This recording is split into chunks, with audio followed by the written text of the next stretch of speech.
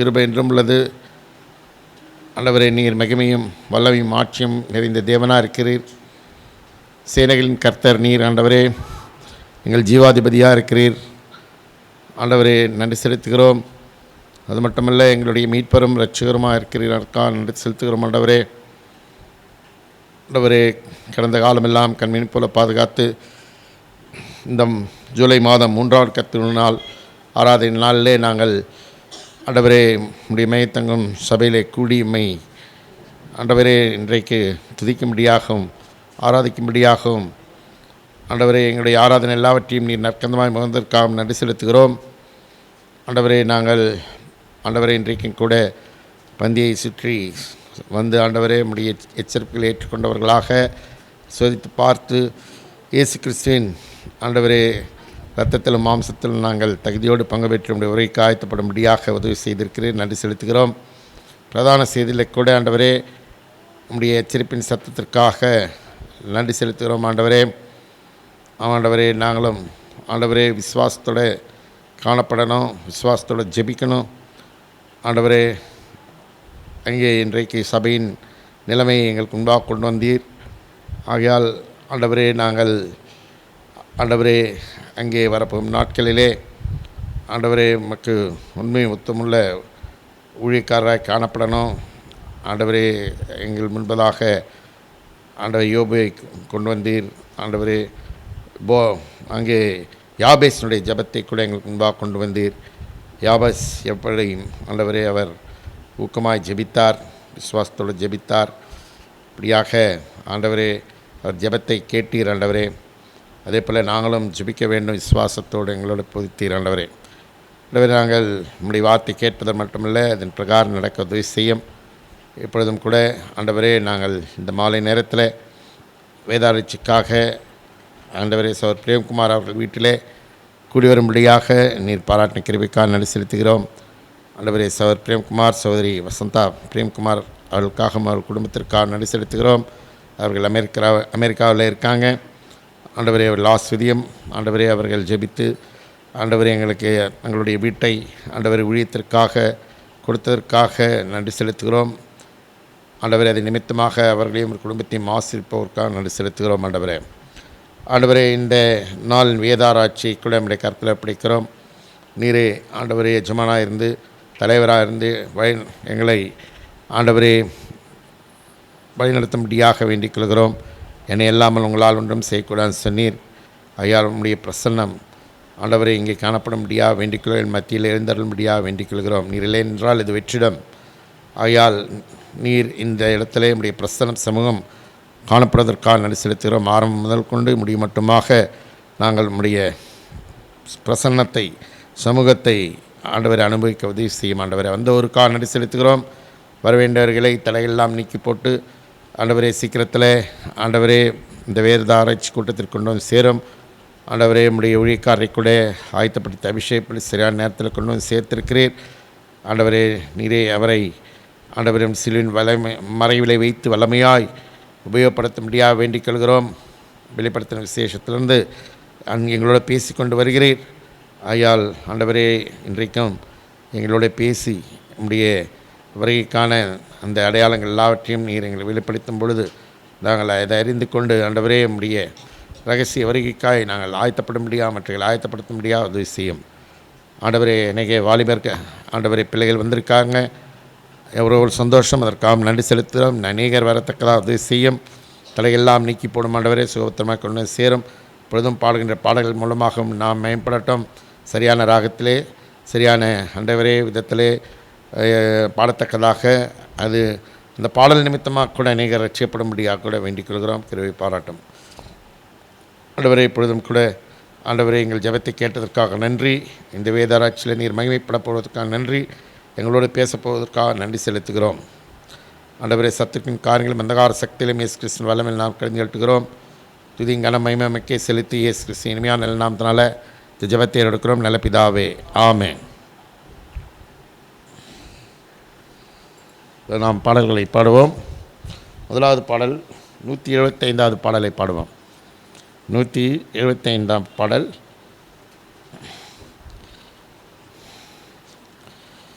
எருசலேமின் வாசல்களே ராஜாவை வரவேற்றிடுங்களே.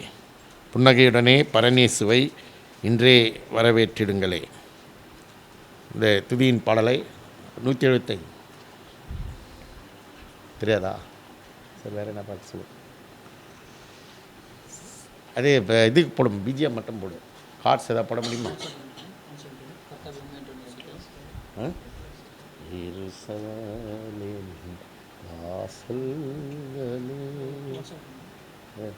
ராஜாவை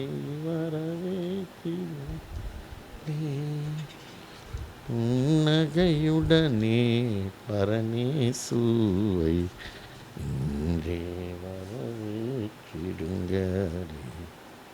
சரி, 171வது பாடலை பாடுவோம். கர்த்தாவை உம்மை என்றும் நேசிக்கிறேன், உம் திவ்ய அன்பு எண்ணில் பொங்கிடுதே. 171வது பாடல். கர்த்தாவை உம்மை என்றும் நேசிக்கிறேன். தெலுங்குல 135.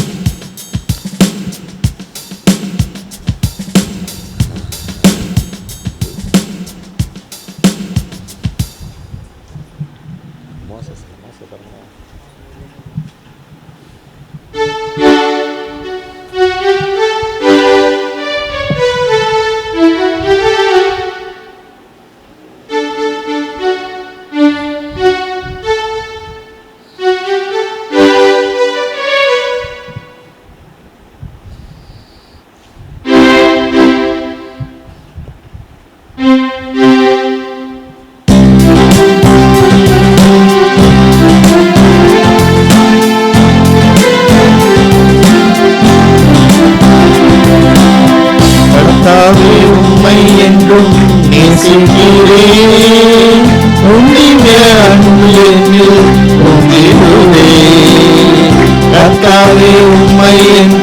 நேசிக்கிறேன், உம்மின் அன்பில் பொங்கிடுவே. அல்லேலூயா அல்லேலூயா அல்லேலூயா அல்லேலூயா. அனுதினமும் உமது அன்பை அடியேன் ருசிக்கிறேன், அனுதினமும் உமது அன்பை அடியேன் ருசிக்கிறேன். தயவாய் ஜீவாதாரத்தால் என்னை போஷிக்கிறேன், தயவாய் ஜீவாதாரத்தால் என்னை போஷிக்கிறேன். தேவா ஜீவத்தண்ணீரை எனக்கு நீரே, உம் திவ்ய அன்பு என்னில் பொங்கிடுதே. தேவா ஜீவத்தண்ணீரை எனக்கு நீரே, உம் திவ்ய அன்பு என்னில் பொங்கிடுதே. அல்லேலூயா அல்லேலூயா அல்லேலூயா அல்லேலூயா அல்லேலூயா அல்லேலூயா அல்லேலூயா அல்லேலூயா. என் பாதங்களை நீரே கண்மலை மேல் நிறுத்தினே, என் பாதங்களை நீரே கண்மலை மேல் நிறுத்தினே. அடிகளை ஸ்திரப்படுத்தி ஆதரிக்கும் தேவன் நீ, அடிகளை ஸ்திரப்படுத்தி ஆதரிக்கும் தேவன் நீ. அடைக்கலமான கர்த்தர் நீரல்லவோ, உம் திவ்ய அன்பு என்னில் பொங்கிடுதே. அடைக்கலமான கர்த்தர் நீரல்லவோ, உம் திவ்ய அன்பு என்னில் பொங்கிடுதே. அல்லேலூயா அல்லேலூயா அல்லேலூயா அல்லேலூயா அல்லேலூயா அல்லேலூயா அல்லேலூயா அல்லேலூயா. சிலுவை ரத்தம் சிந்தி என்னை ரட்சித்தீரே, சிலுவை ரத்தம் சிந்தி என்னை ரட்சித்தீரே. ஒன்றான சபையில் என்னையும் இணைத்தீரே, ஒன்றான சபையில் என்னையும் இணைத்தீரே. தேவாவும் தயவால் என்னை நிரப்பினீரே, உம் திவ்ய அன்பு என்னில் பொங்கிடுதே. தயவால் என்னை நிரப்பினீரே. உம்மிக அன்பு என்னில் பொங்கிடுதே. அல்லேலூயா அல்லேலூயா அல்லேலூயா அல்லேலூயா அல்லேலூயா அல்லேலூயா வாக்கு தத்தங்களை என்னில் நிறைவேற்றி. வாக்கு தத்தங்களை என்னில் நிறைவேற்றி. தவறாமல் என்னில் உமது கிருபையை காட்டுகிறீர். தவறாமல் என்னில் உமது கிருபையை காட்டுகிறீர். தேவாவும் மாறா அன்பு அளவற்றது. உம்மிக அன்பு என்னில் பொங்கிடுதே. தேவாவும் மாறா அன்பு அளவற்றது. உம்மிக அன்பு என்னில் பொங்கிடுதே. அல்லேலூயா அல்லேலூயா அல்லேலூயா அல்லேலூயா அல்லேலூயா அல்லேலூயா அல்லேலூயா. மரணத்தை வென்ற மக்கள் உயிரோடு எழுந்தவரே. மரணத்தை வென்ற மக்கள் உயிரோடு எழுந்தவரே. மகிமையின் ராஜனாக திரும்ப வருபவரே. மகிமையின் ராஜனாக திரும்ப வருபவரே. உமது சமூகம் எனக்கு தெரிந்ததே. உம்மிக அன்பு என்னில் பொங்கிடுதே. உமது சமூகம் எனக்கு தெரிந்ததே. உம்மிக அன்பு என்னில் பொங்கிடுதே. அல்லேலூயா அல்லேலூயா அல்லேலூயா அல்லேலூயா அல்லேலூயா அல்லேலூயா அல்லேலூயா.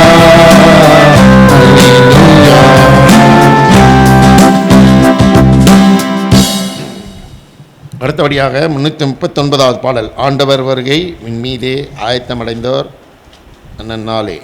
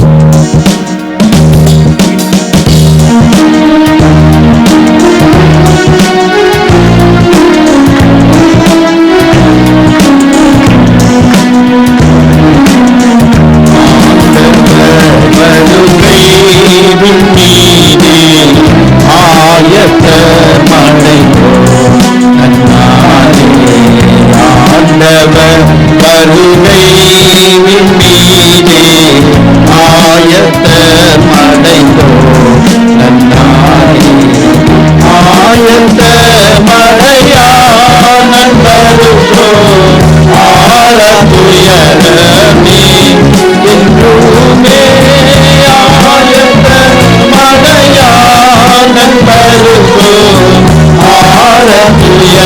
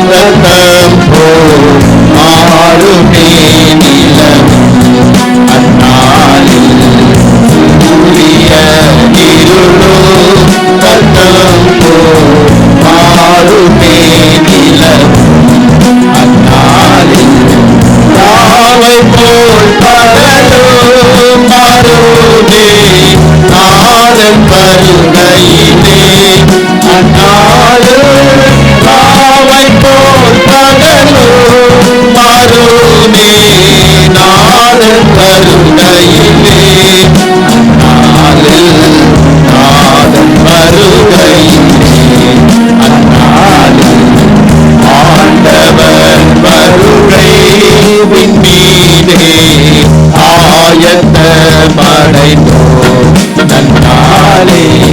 பூமியில் உறங்கும் சுத்தர்கள் முதலில் எழுந்திடுவார். பூமியில் உறங்கும் சுத்தர்கள் முதலில் எழுந்திடுவார். நானும் மறைந்திடுவோம் பறந்தே நாதனுடன் இருப்போம் என்றென்றும். நானும் மறைந்திடுவோம் பறந்தே நாதனுடன் இருப்போம் என்றென்றும். நாதனுடன் ஆண்டவர் வருகை விண்ணீரே ஆயத்தமடை நன்னாளே. ஆயிரம் வருட ஆட்சியில் ஆளுகை புரிவார் அண்டர்கள். ஆயிரம் வருட ஆட்சியில் ஆளுகை புரிவார் அண்டர்கள். ஆளுடன் துளியும் செல்லுமே ஆனந்த மலையும் ஆனந்தம். ஆளுடன் துளியும் செல்லுமே ஆனந்த மலையும் ஆனந்தம். ஆனந்த மலையும் ஆண்டவர் வருகை விண்ணீரே ஆயத்தமடை நன்னாளே. ஆண்டவர் வருகை விண்ணீரே ஆயத்தமடை நன்னாளே. காலையும் மால சிங்கமும் ஒருமித்தேவான் ஆலயம் ஆல சிங்கமும் ஒருமித்தேவான் ஆலையில் பொழிலும் மலையிலும் பாடி மகிழ்ந்திடுமே அன்பனை.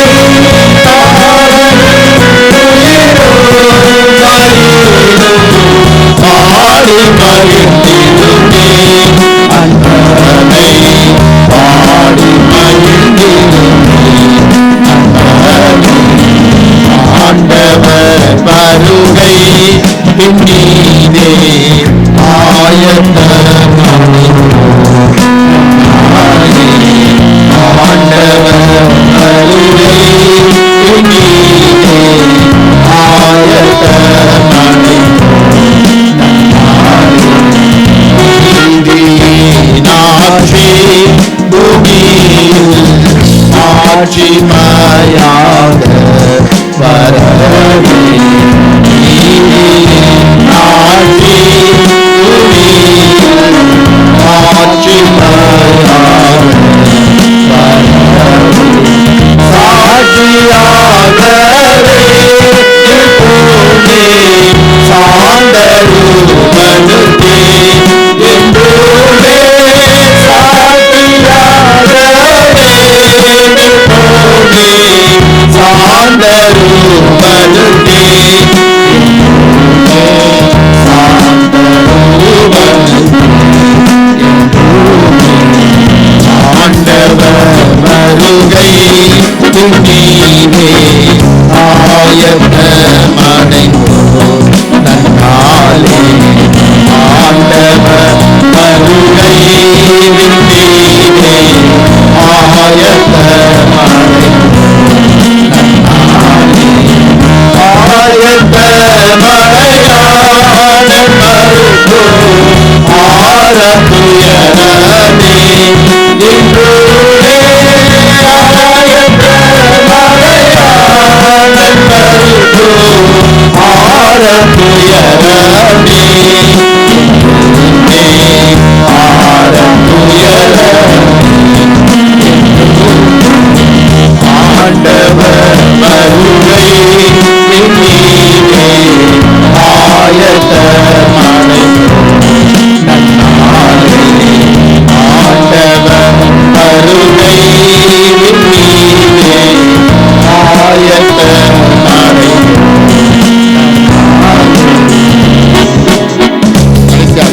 607வது பாடலை பாடுவோம்.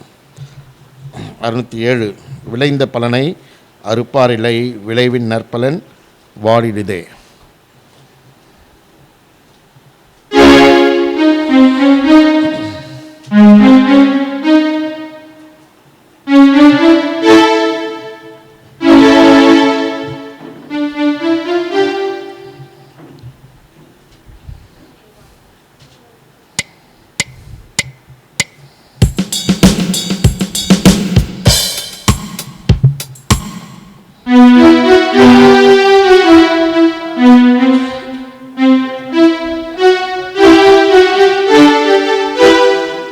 எல்லாரும் சத்தமாக பாடுவோம்.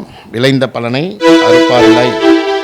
இது எந்த வசனத்தின் அடிப்படையில் எழுதியிருக்கின்றால் 10:2 அருள் மிகுதி வேலைக்களோ கொஞ்சம். ஐயால் நாம் எல்லாம் மறந்து கொள்ளுங்க. இங்கே வாலிபர்கள் இருக்கீங்க, கர்த்தருடைய ஊழியத்திற்காக எழும்ப வேண்டும். கட்டி பாடுவோம்.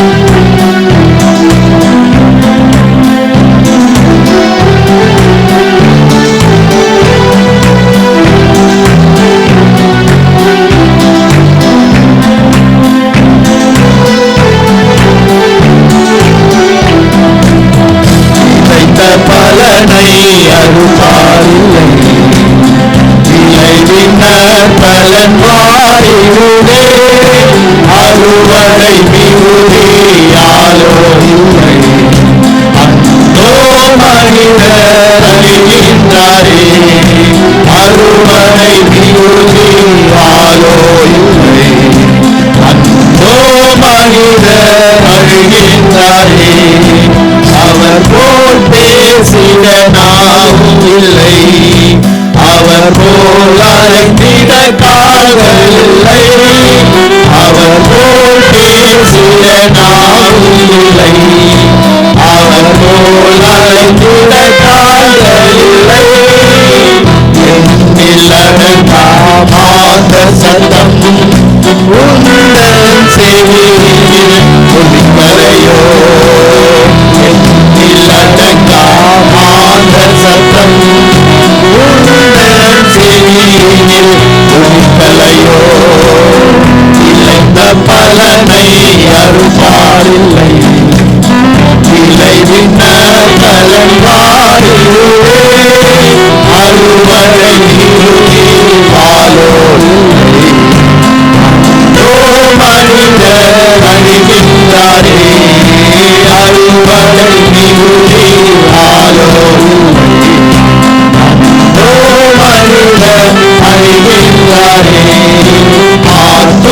ஆத்துமரட்சண்யம் அடையாதவர் ஆயிரம் ஆயிரம் அழிகின்றாரே.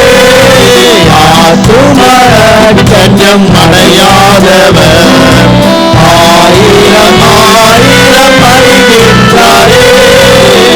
இறப்பின் வாசலில் நிற்பவர் யார்? தினமும் அவர் குரல் கேட்கலையோ. இறப்பின் வாசலில் நிற்பவர் யார்? தினமும் அவர் குரல் கேட்கலையோ. விளைந்த பலனை அறுப்பாரில்லை, விளைவின் நற்பலன் வாடிடுதே. அறுவடை மிகுதி வாலோ இல்லை, அந்தோ மனிதர் அழிகின்றாரே. அறுவடை மிகுதி வாலோ இல்லை, அந்தோ மனிதர் அழிகின்றாரே. ஆத்தும தரிசனம் கண்டிடுவார், ஆண்டவர் வாக்கினையே சொல்லுவார். ஆத்தும தரிசனம் கண்டிடுவார், ஆண்டவர் வாக்கினையே சொல்லுவார். விரைந்து சென்று சேவை செய்வாய், விளைவின் பலனை அருந்திடுவாய். விரைந்து சென்று சேவை செய்வாய், விளைவின் பலனை அருந்திடுவாய். விளைந்த பலனை அறுப்பாரில்லை, விளைவின் நற்பலன் வாடிடுதே. ஆளவில்லை. மனிதர் அறிகின்றாரே, அறுவடை விரும்பி ஆளவில்லை. மனிதர் அறிகின்றாரே, தேவனின் சேவையில் போயிருப்பார். உங்களின் மகிழை விடுவார். தேவனின் சேவையில் பொறுப்பேடுப்பார். உங்களின் மகிழை விடுவார். தன் நாட்டின தோட்டத்திலே அரசு வரை நீரும் அதி கொடுப்பார். தன் நாட்டின தோட்டத்திலே அரசு வரை நீரும் அதி கொடுப்பார். விளைந்த பலனை அறுப்பாரில்லை. இளைஞர் பலன் பாடுவே அறுவடை விரும்பி ஆளவில்லை. மனிதர் அறிகின்றாரே, அறுவடை விரும்பி ஆளவில்லை. மனிதர் அறிகின்றாரே.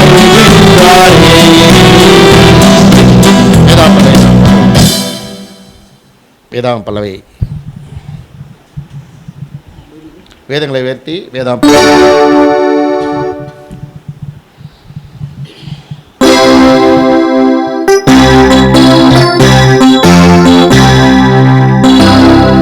வாசிக்க சிறந்த புஸ்தகம் வேதம். வாசிக்க சிறந்த புஸ்தகம் வேதம். அன்றருமே வாசித்தால் குன்றமல் நடக்குமே. ஓ வாசிக்க சிறந்த புஸ்தகம் வேதம். The best book to read is the Bible. The best book to read is the Bible. If you read it every day, it will help you on the way. Oh, the best book to read is the Bible. పఠింప శ్రేష్ఠ గ్రంథము Bible. పఠింప శ్రేష్ఠ గ్రంథము Bible. అనుదినం పఠించిన ప్రేమతోడ నడుపును. ఓ పఠింప శ్రేష్ఠ గ్రంథము Bible.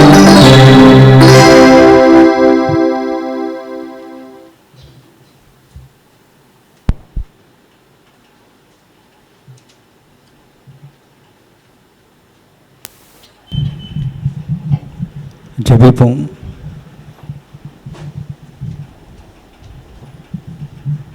நேற்றும் இன்றும் மாறாத கர்த்தாவே, கிருபையும் இரக்கமுள்ள சர்வ வல்லமையுள்ள தகப்பனே, இந்த கர்த்தருடைய நாள் மன மகிழ்ச்சியின் நாளுக்காக நன்றி செலுத்துகிறோம். நாங்கள் நிர்மூலமாக இருப்பது நிச்சயமாகவே உடைய கிருபை என்று சொல்லி ஆண்டவரே, மற்றொரு விஷயம் உடைய சமூகத்திலே பிரவேசிக்கத்தக்கதான ஒரு பெரிய ஸ்லாக்கத்தையும் பாக்கியத்தையும் கொடுத்து அதற்காக நன்றி செலுத்துகிறோம். ஆண்டவரே, உடைய ஜீவியத்திலே எங்களுக்கென்று எந்த விதமான ஒரு தகுதி இல்லாமல் இருந்த பொழுதும் குமாரனாக இயேசு கிறிஸ்துவின் விலையேற பெற்ற அன்பினாலே எங்களை சந்தித்தீர். கடைசி சொட்டு ரத்தம் வரைக்கும் சிந்தி ஆண்டவரே, சாத்தானுடைய கரத்திலிருந்த எங்களை உங்களுக்கு சொந்தமான ஜனமாக, உங்களுடைய சொந்த பிள்ளைகளாக ஆண்டவரே நீர் கிரியத்துவ கொண்ட உங்களுடைய மகா பெரிய இரட்சப்பின் திட்டம், இதற்காக நன்றி செலுத்துகிறோம். ஆண்டவரே, இந்த இரட்சப்பின் திட்டத்திலே அடங்கியிருக்கிற மகா மேன்மையான காரியங்களை நீர் பரிசுத்த வேதாகமத்திலே வைத்து எங்களுடைய கரத்திலே கொடுத்திருக்கிறீர். அதை குறித்து நாங்கள் தியானிக்கும்படியாகவும் உதவி செய்து கொண்டு வருகிறீர். இதற்காக நன்றி செலுத்துகிறோம். ஆண்டவரே, இந்த நேரத்தில் கூட இந்த வேதராட்சி கூட்டத்திலே குமாரனாக இயேசு கிறிஸ்துவை குறித்து வெளிப்படுத்தின விசேஷ புஸ்தகத்திலே அதை தியானிக்கத்தக்கதாக தொடர்ச்சியாக ஆண்டவரே உம்முடைய கிருபை பாராட்டும்படியாக நோக்கி பார்க்கிறோம். வந்த பிள்ளைகளுக்காக நன்றி செலுத்துகிறோம். வழியிலே வந்து கொண்டுக்குள்ளும் அதை துரிதப்படுத்தி சரியான நேரத்தில் மத்தியிலே கொண்டு வந்து சேர்க்கும்படியாக நோக்கி ஜெபிக்கிறோம்.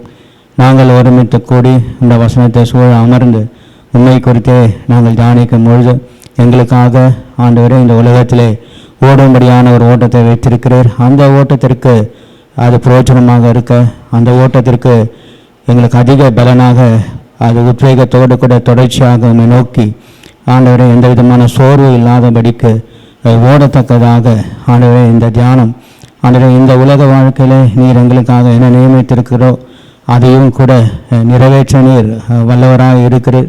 எந்த நோக்கத்திற்காக எங்களை ரத்தம் சிந்தி ஆண்டவரை கிரியத்து கொண்டீரோ அந்த நோக்கத்தை ஆண்டவர் இந்த பூமியிலே நாங்கள் நிறைவேற்ற வேண்டும்.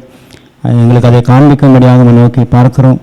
இன்னும் தெளிவாக அதை குறித்து ஆண்டவரை தனிப்பட்ட முறையில் எங்கள் ஒவ்வொருவருக்கும் காண்பிக்கும்படியாக நோக்கி பார்க்கிறோம். ஒவ்வொருக்கும் வித்தியாசமான ஓட்டங்கள் இருக்கிறது என்பதையும் நாங்கள் அறிந்து கொள்ள ஆண்டவரே உதவி செய்யும். பரிசுத்தாவின் ஒத்தாசை, பரிசுத்தாவின் அசைவாடுதல், ஆண்டவரே நீர் எங்களை கைவிட்டு விடாதபடிக்கு ஆண்டவரே நீர் உடைய பிதாவண்டை ஆண்டை இருந்தாலும் கூட பரிசுத்த ஆவியானவரை ஆண்டவரை விட்டு சென்றிருக்கிறீர். அவர்தான் ஆண்டவரை மனவாளனை சந்திக்க ஆண்டவரை மனவாட்டியான சபையாக எங்களை அவர் ஆயத்தப்படுத்தி கொண்டு வருகிறார். இதை விசுவாசிக்கிறோம், இதை நம்புகிறோம். ஆண்டவரை இதற்காக நன்றி செலுத்துகிறோம். இந்த வருகை சமயமாக இருக்கிறது. ஆகவே அதை நாங்கள் மனதில் வைத்து தொடர்ச்சியாக எங்களை எஞ்சியுள்ள கிறிஸ்தவ வாழ்க்கை இந்த பூமியில் வாழ எங்களுக்கு வேண்டிய கிருபையும் இரக்கத்தையும் பாராட்டும்படியாக நோக்கி பார்க்கிறோம். இப்போதும் ஆண்டவருடைய வேதத்தை தியானிக்க இருக்கும்போது ஆண்டவரை எங்களுக்கு உதவி செய்தல்லும் குமாரனாக இயேசு கிறிஸ்து உயர்த்தப்பட்டவராக மகிமை பொருந்துவதாக ஆண்டவருடைய வேதத்திலிருந்து நாங்கள் காண ஆண்டவரை எங்களுக்கு கிருபை பாராட்டும்படியாக நோக்கி பார்க்கிறோம். இந்த வார்த்தை கொடுக்குற அடியானுமே கரத்தில் ஒப்பு கொடுக்கிறேன் பாயாக வைத்துக்கொள்ளும். ரத்தத்தினாலே கழுவி பரிசுத்தப்படுத்தும். இங்கே இருக்கிற ஆண்டவருடைய விலையேற பெற்ற ஜனங்களை தெளிக்கப்பட்ட நித்திய உடன்படிக்கையின் ரத்தத்தின் கீழாக கொண்டு வருகிறோம். முழு இடத்தையும் பலத்த சமூகத்திற்குள்ளாக கொண்டு வருகிறோம். ஆண்டவரே இந்த சாட்சிக்கு விரோதமாய் கிரியை செய்கிற அந்தகார சக்திகளை நசரனாக இயேசு கிறிஸ்துவின் நாமத்திலே கடிந்து கட்டிடலாக சோதரனை ஜெபத்தில் எடுக்கிறோம். ஜீவனுள்ள நல்ல பிதாவே, ஆமென்.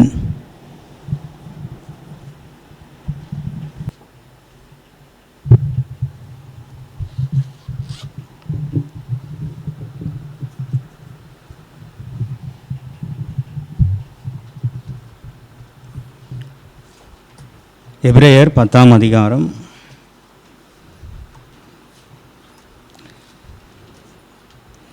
எபிரேயர் 10ஆம் அதிகாரம் 25ஆம் வசனம் நாம் சேர்ந்து வாசிக்கலாம். எபிரேயர் 10:25 சேர்ந்து வாசிக்கலாம். சபை கூடி வருதலை சிலர் விட்டு விடுவது போல நாமும் விட்டு விடாமல் ஒருவருக்கொருவர் புத்தி சொல்ல கடவும். நாளானது சமீபித்து வருகிறதை எவ்வளவாய் பார்க்கிறீர்களோ அவ்வளவாய் புத்தி சொல்ல வேண்டும் என்று சொல்லி வாசிக்கிறோம். அவை ஆண்டவராக இயேசு கிறிஸ்துவினுடைய வருகையினால் சமீபத்து அங்கே வந்து கொண்டிருக்கிறதை நம்மாலே பார்க்க முடியும் என்று சொல்லி இந்த வேத வசனம் நமக்கு மிகவும் தெளிவாக சொல்லுகிறது. ஆகவே அவருடைய வருகைக்கு நாம் ஆயத்தப்படும்படியாக ஒருவரை ஒருவர் உற்சாகப்படுத்த வேண்டும் என்று சொல்லியும் இந்த வசனத்தை நாம் பார்க்கிறோம். இதற்கு உதவியாக எந்த காரணத்தை அங்கே முன்னிட்டினாலும் சபை கூடிவதை விட்டுவிடக்கூடாது என்று சொல்லி அங்கே பரிசுத்த ஆவியானவர் உற்சாகப்படுத்துகிறார். அது இங்கே புத்தி சொல்ல கடவோம் என்று சொல்லி இந்த வசனத்திலே 2 முறை வருகிறது. இதில் அர்த்தத்தை பார்க்கும்போது ஒருவரை ஒருவர் உற்சாகப்படுத்த வேண்டும் என்று சொல்லி பார்க்கிறோம். ஏனென்றால் கிறிஸ்தவ வாழ்க்கை மிகவும் அற்புதமுள்ள ஒரு வாழ்க்கை, விசுவாச வாழ்க்கை. அது மிகவும் அற்புதமுள்ள வாழ்க்கை. நாம் அனைவரும் மனவாட்டிகளாக நாம் காணப்படுவோம், மனவாட்டியாக இருக்கிறோம் இன்னும் சரியாக சொல்ல போனால்.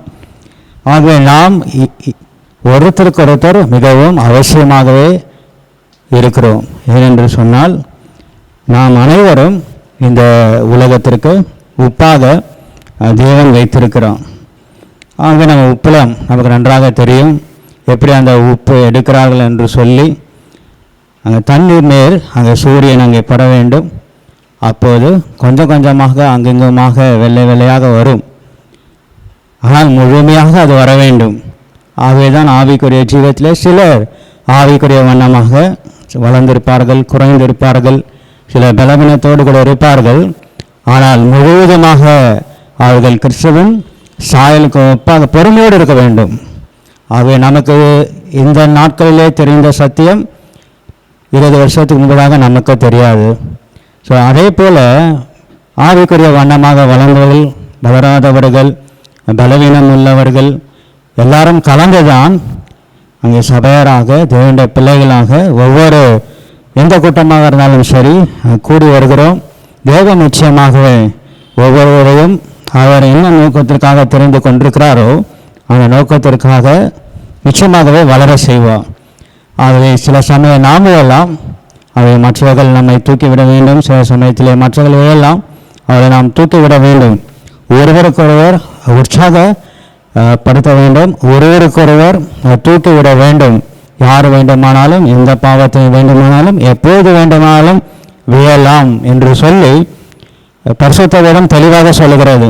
அதுதான் விழித்திருங்கள் என்று ஆண்டவராகிய இயேசு கிறிஸ்துவானவரே அவர் சொல்லுகிறார். பெரிய ரட்சிப்பு. ஆகவே நீங்கள் அதை அச்சாக்கிரதையாக எடுத்துக்கொள்ள வேண்டாம், விழிப்பாயிருங்கள். அந்த ரட்சிப்பை குறித்து அசட்டை செய்ய வேண்டாம். ஒருவருக்கொருவர் தாங்குங்கள், ஒருவருக்கொருவர் தூக்கி விடுங்கள், ஒருவருக்கொருவர் உற்சாகப்படுத்துங்கள். ஏனென்றால் நாம் செய்யாத பாவத்தை மற்றவர் செய்கிறார், மற்றவர் செய்யாத பாவத்தை நாம் செய்கிறோம். இப்படிதான் காரியங்கள் சென்று கொண்டிருக்கிறது. பெருமை பாராட்ட தேவ சபையிலே யாருக்கும் எந்த தகுதியும் இல்லை என்று சொல்லி பரிசுத்த வேதாகமத்திலே ஏராளமான வசனங்களை பார்க்கிறோம். அனைவரும் விழுகிறதுக்கு எதுவாக இருக்கிறோம். தூக்கி விடுகிறார் தேவன். பரிசுத்த ஆவியாக நம்மை உற்சாகப்படுத்துகிறார். ஒரு நாள் நிச்சயமாக மத்திய ஆகாயத்தில் இந்த சத்தியத்தை அதிகமாக நாம் புரிந்து கொள்வோம்.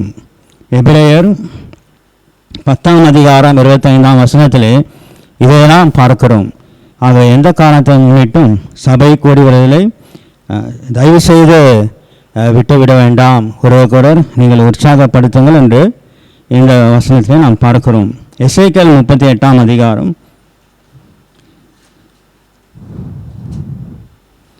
எசேக்கியேல் 38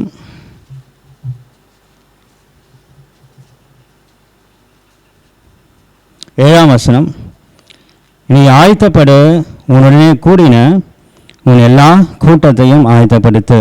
அது நாம் ஆயத்தப்படு என்றது மிக எளிமையான ஒரு வார்த்தையாக அங்கே காணப்படுகிறது. உன் தேவனை சந்திக்கும்படி ஆயத்தப்படு என்று சொல்லி கூட நாம் வாசிக்கிறோம். ஆனால் இந்த ஆயத்தப்படுகிற இந்த காரியத்திலே நமக்கு ஏராளமான அங்கே தடைகள் அங்கே வருகிறது, இடையூறுகள் வருகிறது.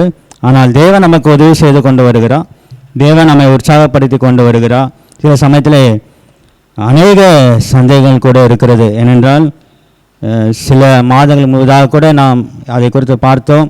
நிச்சயமாகவே நரகம் ஒன்று இருக்கிறது என்று சொல்லி நீங்கள் விசுவாசிக்கிறீர்களா என்று சொல்லி அது சம்பந்தமாக சில காரியங்களை கூட நாம் தியானித்திருக்கிறோம். ஏனென்றால் இப்போது நாகரிகமான உலகம், எல்லா தொழில்நுட்பமும் வளர்ந்து காணப்படுகிற உலகத்திலே நாம் காணப்படுகிறோம். அது பரிசுத்த வேதாகமத்திலே சொல்லப்பட்டிருக்கிறது போல நரகம் ஒன்று சொல்லி இருக்கிறதா? அது உண்மையாகவே அதெல்லாம் அப்படிதான் இருப்பார்களா? இதில் ஏதாகிலும் அங்கே நமக்கு சந்தேகம் அங்கே ஏற்பட்டிருக்கிறதா என்று சொல்லி நாம் பார்த்தோம். கடைசியாக நரகம் என்று சொல்லி ஒன்று இல்லாவிட்டால் இயேசு கிறிஸ்து இந்த உலகத்தில் வர வேண்டிய அவசியமே இல்லை என்று சொல்லி அந்த சில வசனங்கள் மூலமாக நாம் தியானித்தோம். அதை பிரியமானவர்களே, நரகம் என்று சொல்லி ஒன்று நிச்சயமாகவே இருக்கிறது. நரகம் என்று சொல்லி ஒரு காரியமே இல்லாவிட்டால் பரலோகத்திலிருந்து இயேசு கிறிஸ்து இந்த உலகத்திலே வர வேண்டிய அவசியமே இல்லை. ஆகவே அது இருக்கிறது. ஆகவே தான் அதிலே நாம் செல்லக்கூடாது, பரலோகத்திற்கு நாம் செல்ல வேண்டும் என்று சொல்லி அதற்கான வழியை ஏற்படுத்தி நம்மை ஆயத்தப்படுத்தத்தக்கதாக பரிசுத்த ஆவியானவரை இந்த உலகத்திலே தேவன் வைத்துவிட்டு சென்றிருக்கிறார்.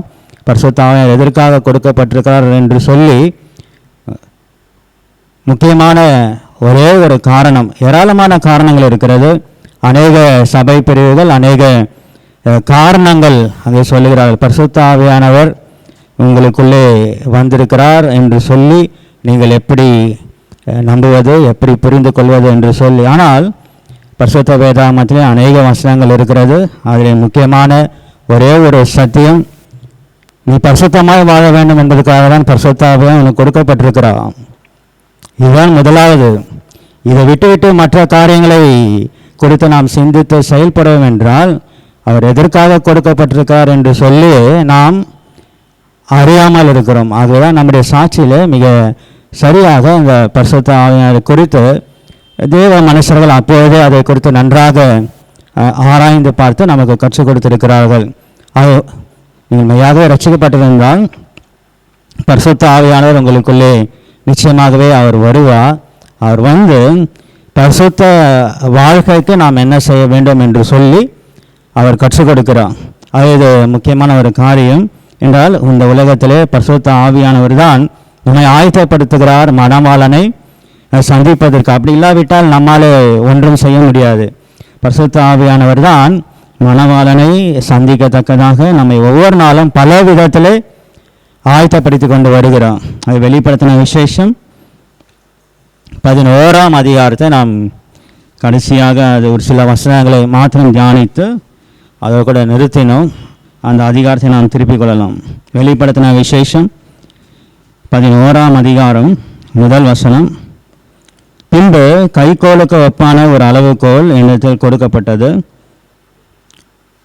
அப்பொழுது தேவதூதன் நின்று என்னை நோக்கி, நீ எழுந்த தேவனுடைய ஆலயத்தையும் பலிபீடத்தையும் அதில் தொழுது கொள்ளர்களையும் அளந்து பார் என்று சொல்லுகிறார். இதுக்கு முன்பதாக காணப்படுகிற 10ஆம் அதிகாரத்திலே அந்த பலமுள்ள தூதன், அந்த வேறொரு தூதன், அதை யார் என்று சொல்லி நாம் பார்த்திருக்கிறோம். ஏனென்றால் இந்த சம்பவம் நடக்கும்பொழுது அந்த தூதனும் அப்போஸ்தலனாகிய யோவானும் இந்த பூமியிலே இருக்கிறார்கள். இந்த பூமியிலே அவர் இருக்கிறார்கள். இந்த பூமியிலே இருக்கிற தேவனுடைய ஆலயத்தை அளந்து பார்க்கும்படியாக அந்த தூதன் சொல்லுகிறான். இந்த சம்பவம் நடக்கும்போது பூமியிலே தேவனுடைய ஆலயம் இல்லை. இந்த சம்பவம் நடைபெறுவதற்கு முன்பதாக ஏறக்குறைய 20 அல்லது 25 ஆண்டுகள் முன்பதாக எருசலேமில் இருக்கிற தேவனுடைய ஆலயம் அங்கே அழிக்கப்பட்டு போகிறது.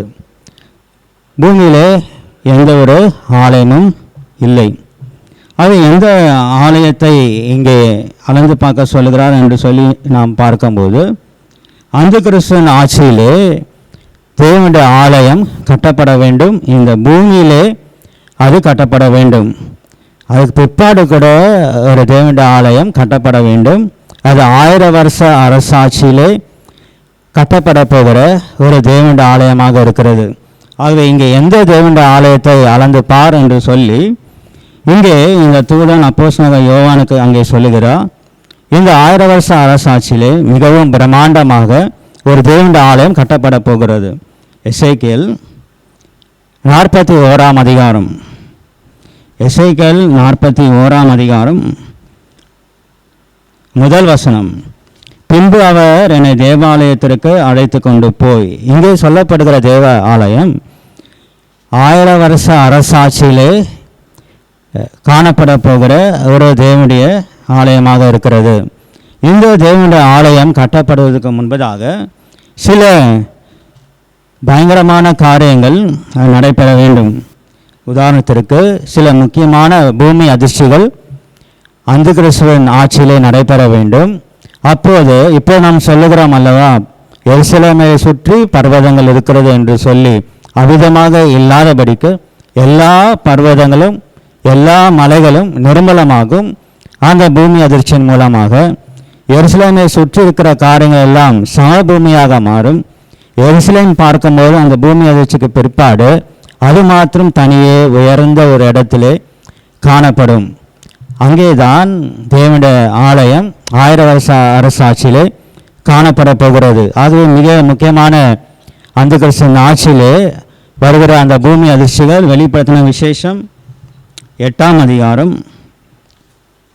4ஆம் வசனம். அப்படியே பரிசுத்தவான்களுடைய ஜெபங்களோடும் செலுத்தப்பட்ட தூப வர்க்கத்தின் புகையானது தூதனுடைய கையிலிருந்து தேவனுக்கு முன்பாக எழும்பிற்று. பின்பு அந்த தூதன் தூப கலசத்தை எடுத்து அதை பலிபீடத்தை நெருப்பினால் நிரப்பி பூமியிலே கொட்டினான். உடனே சத்தங்களும் இடி முழக்கங்களும் மின்னல்களும் பூமி அதிர்ச்சிகளும் உண்டாயின. அங்கே பூமி அதிர்ச்சி உண்டாகிறதை குறித்து நாம் இங்கே வாசிக்கிறோம். வெளிப்படுத்தின விசேஷம் 11ஆம் அதிகாரம். வெளிப்படுத்தின விசேஷம் 11ஆம் அதிகாரம் 19ஆம் வசனம். அப்பொழுது பரலோகத்தில் தேவனுடைய ஆலயம் திறக்கப்பட்டது. இந்த வசனம் இங்கே வந்து விட்டது. ஆகவே அந்த குறிப்பு ஒன்று சொல்லி நாம் கடந்து போகலாம். பரலோகத்திலே தேவனுடைய ஆலயம் இருக்கிறது, புதிய எருசலேமிலே தேவனுடைய ஆலயம் இல்லை. அது இந்த வசனம் இங்கே வந்திருக்கிறதுனாலே இந்த காரியத்தை சொல்லுங்க. பிற்பாடு அந்த சமயம் வரும்போது அதை தியானிக்கலாம். பரலோகத்திலே அநேக வாசஸ்தலங்கள் உண்டு. ஆண்டவராக இயேசு கிறிஸ்து சொல்லியிருக்கிறார். அது என்ன நமக்கு தெரியாது. அதிலே ஒரு வாசஸ்தலம் புதிய எருசலேம். அந்த புதிய எருசலேமை குறித்து விளக்கமான தகவல்கள் பரிசுத்த வேதாகமத்தில் இருக்கிறது. அந்த புதிய எருசலேமில் தேவனுடைய ஆலயம் இல்லை என்று சொல்லி தெளிவாக வசனங்கள் இருக்கிறது. ஆனால் பரலோகத்திலே தேவனுடைய ஆலயம் இருக்கிறது. அதை குறித்து நாம் இங்கே வாசிக்கிறோம். வெளிப்படுத்தின விசேஷம் 11ஆம் அதிகாரம் 19ஆம் வசனம்.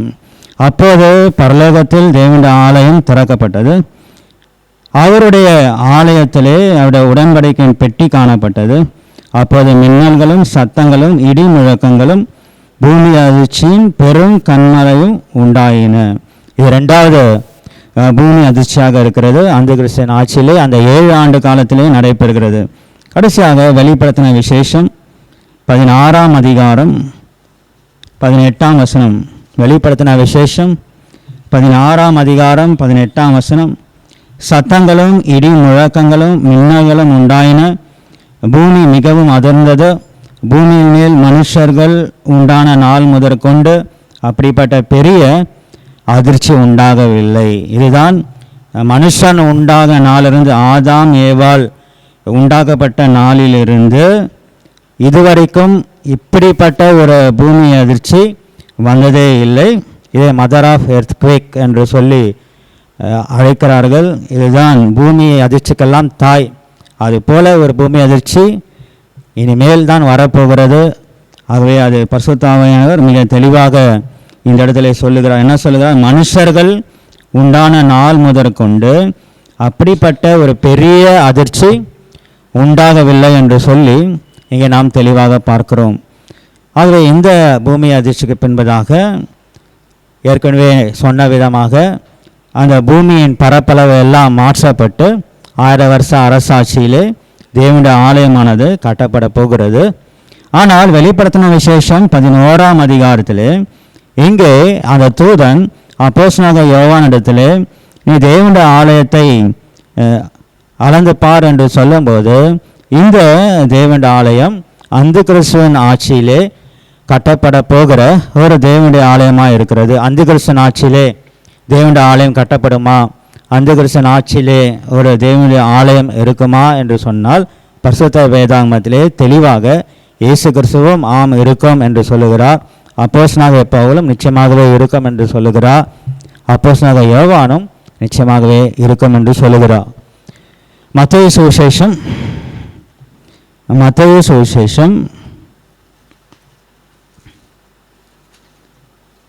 24ஆம் அதிகாரம் 15ஆம் வசனம். மத்தேயு சுவிசேஷம் 24ஆம் அதிகாரம் 15ஆம் வசனம்.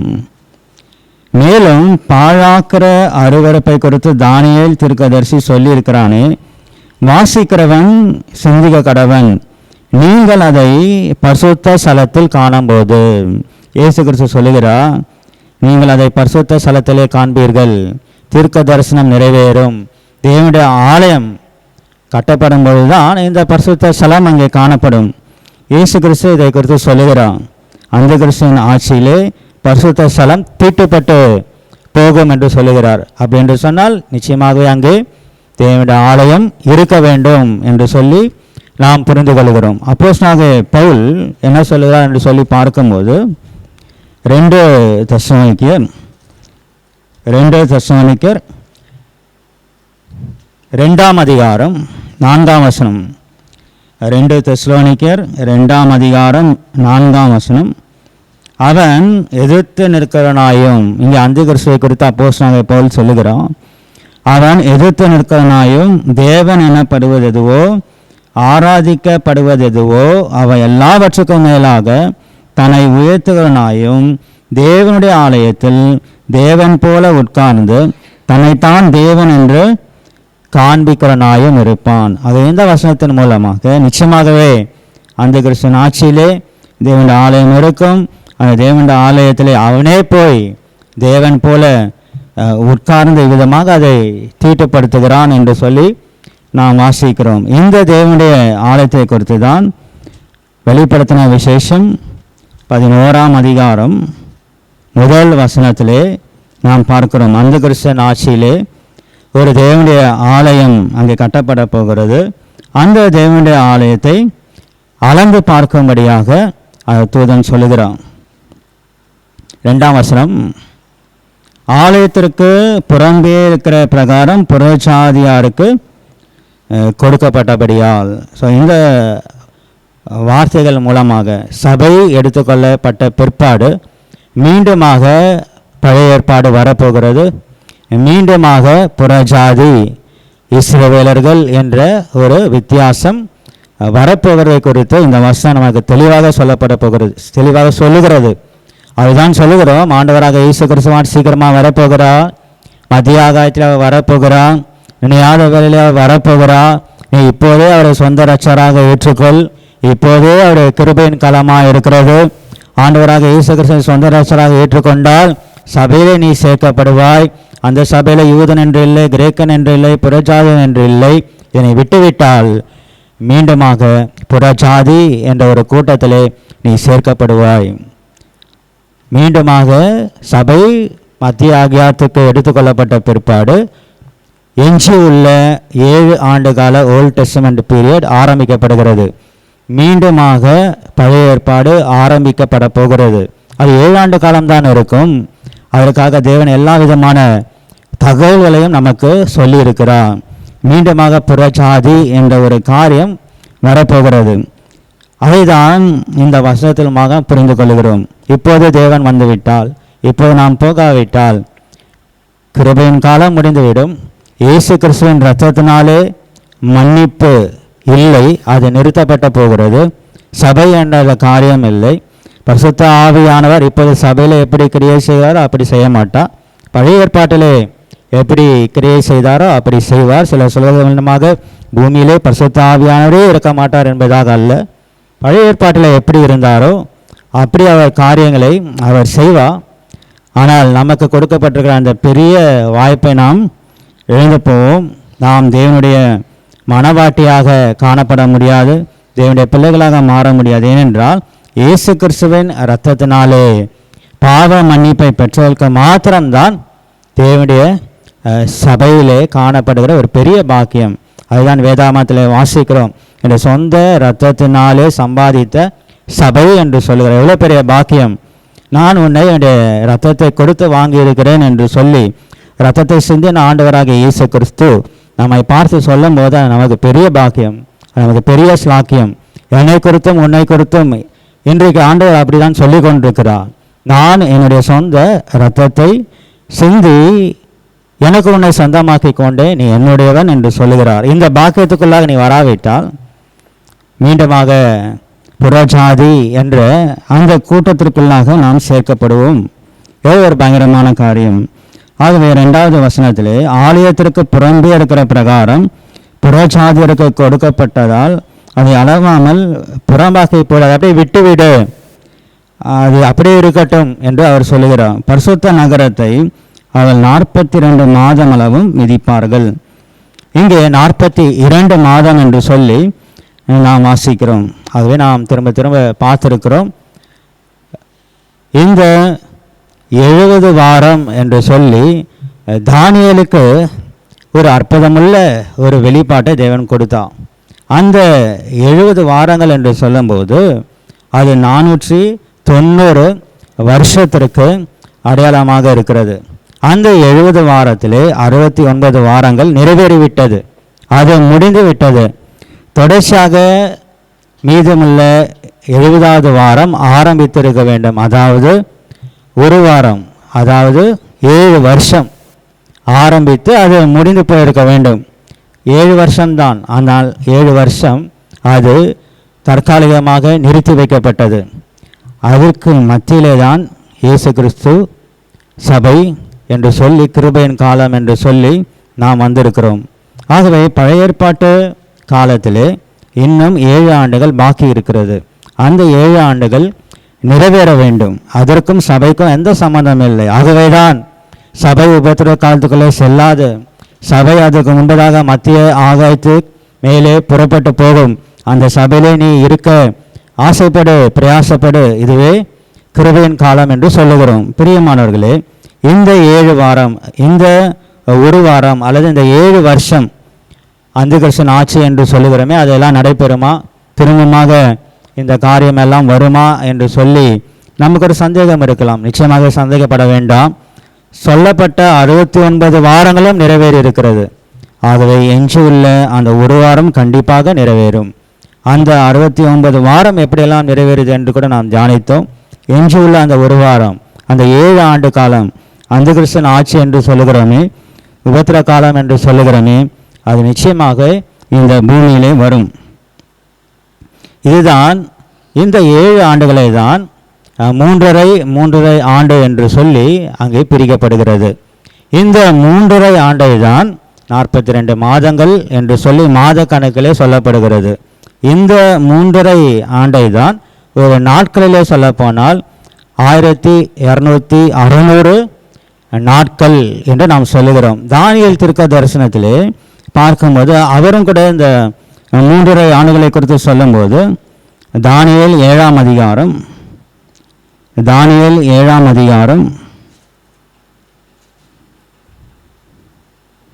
25ஆம் வசனம், தானியேல் 7:25, உன்னதமானவருக்கு விரோதமாக வார்த்தைகளை பேசி உன்னதமானவருடைய பரிசுத்தவான்களை ஒடுக்கி காலங்களையும் பிரமாணங்களையும் மாற்ற நினைப்பான். அவர்கள் ஒரு காலமும் காலங்களும் அரை காலமும் செல்லும் மட்டும் அவன் கையில் ஒப்பு கொடுக்கப்படுவார்கள். இங்கே ஒரு காலம் என்று சொன்னால் 1 வருஷம், காலங்கள் என்று சொன்னால் 2 வருஷம், மொத்தம் 3 வருஷம், அரை காலம் என்று சொன்னால் அரை வருஷம். அவை 3½ வருஷத்தை குறித்து இங்கே தானியேலும் தன்னுடைய தீர்க்க தரிசனத்திலே அவர் அற்புதமாக அங்கே சொல்லுகிறான். ஆகவே இந்த நாட்கள் வரப்போகிறது. அந்திகிறிஸ்து இந்த பூமியிலே வந்து தன்னுடைய ஆட்சியை நிறுவப் போகிறான். அந்த சமயத்திலே முழு பூமியும் அவனுடைய கட்டுப்பாட்டுக்குள்ளாக இருக்கும். முழு பூமியும் அவன் ஆளுகை செய்ய போகிறான். இஸ்ரவேல் தேசம் மாத்திரம் அவனுடைய கட்டுப்பாட்டில் இருக்காது. அவனுடைய ஆட்சியிலே முதல் 3½ ஆண்டுகள் இருக்காது. அவர்களுக்கென்று ஒரு போலியான சமாதான உடன்படிக்கை பண்ணி, உங்களுடைய ஆலயத்தை நீங்கள் கட்டிக்கொள்ளுங்கள், உங்களுடைய தேவனை நீங்கள் தொழுது கொள்ளுங்கள், இஷ்டம் போல உங்களுடைய பிரமாணத்தில் என்னெல்லாம் சொல்லப்பட்டிருக்கிறதோ அந்த பலிகளெல்லாம் செலுத்துங்கள், பண்டிகைகளெல்லாம் கொண்டாடுங்கள் என்று சொல்லி இவ்விதமாக ஒரு முதல் 3½ ஆண்டுகள் இஸ்ரவேல் ஜனங்களுக்கு எந்த உபத்திரமும் இல்லை, எந்த தடையும் இல்லை. எல்லாவற்றுக்கும் அவன் பூரண அனுமதி இந்த அந்திகிறிஸ்து கொடுக்கிறான். இந்த முதல் 3½ ஆண்டுகளிலே தான் என்ன சம்பவிக்கிறது என்று சொல்லி பார்க்கும்போது 2 சாட்சிகள் எருசலேமிலே இருந்து கொண்டு தீர்க்க தரிசனம் உரைக்கிறார்கள். எருசலேமிலே இருந்து கொண்டு இந்த பூமியை அவர்கள் வாதிக்கிறார்கள். 3ஆம் வசனம், வெளிப்படுத்தின விசேஷம் 11ஆம் அதிகாரம் 3ஆம் வசனம், இந்த 2 சாட்சிகளும் 2 வஸ்திரம் முடித்து கொண்டிருக்கிறாய் 1260 நாளளவும் தீர்க்க தரிசனம் சொல்லும்படி அவர்களுக்கு அதிகாரம் கொடுப்பேன். இந்த 2 சாட்சிகள் தேவன் அங்கே கொண்டு வந்து நிறுத்துகிறான். இந்த 2 சாட்சிகளும் 1260 நாட்கள், அதாவது அந்த 3½ வருஷம். இது எந்த 3½ வருஷம்?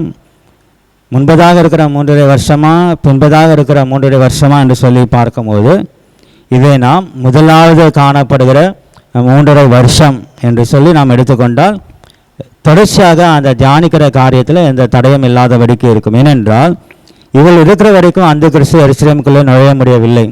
இவர்கள் இருக்கிற வரைக்கும் இஸ்ரவேலுக்கு எந்த உபத்திரமும் இல்லை.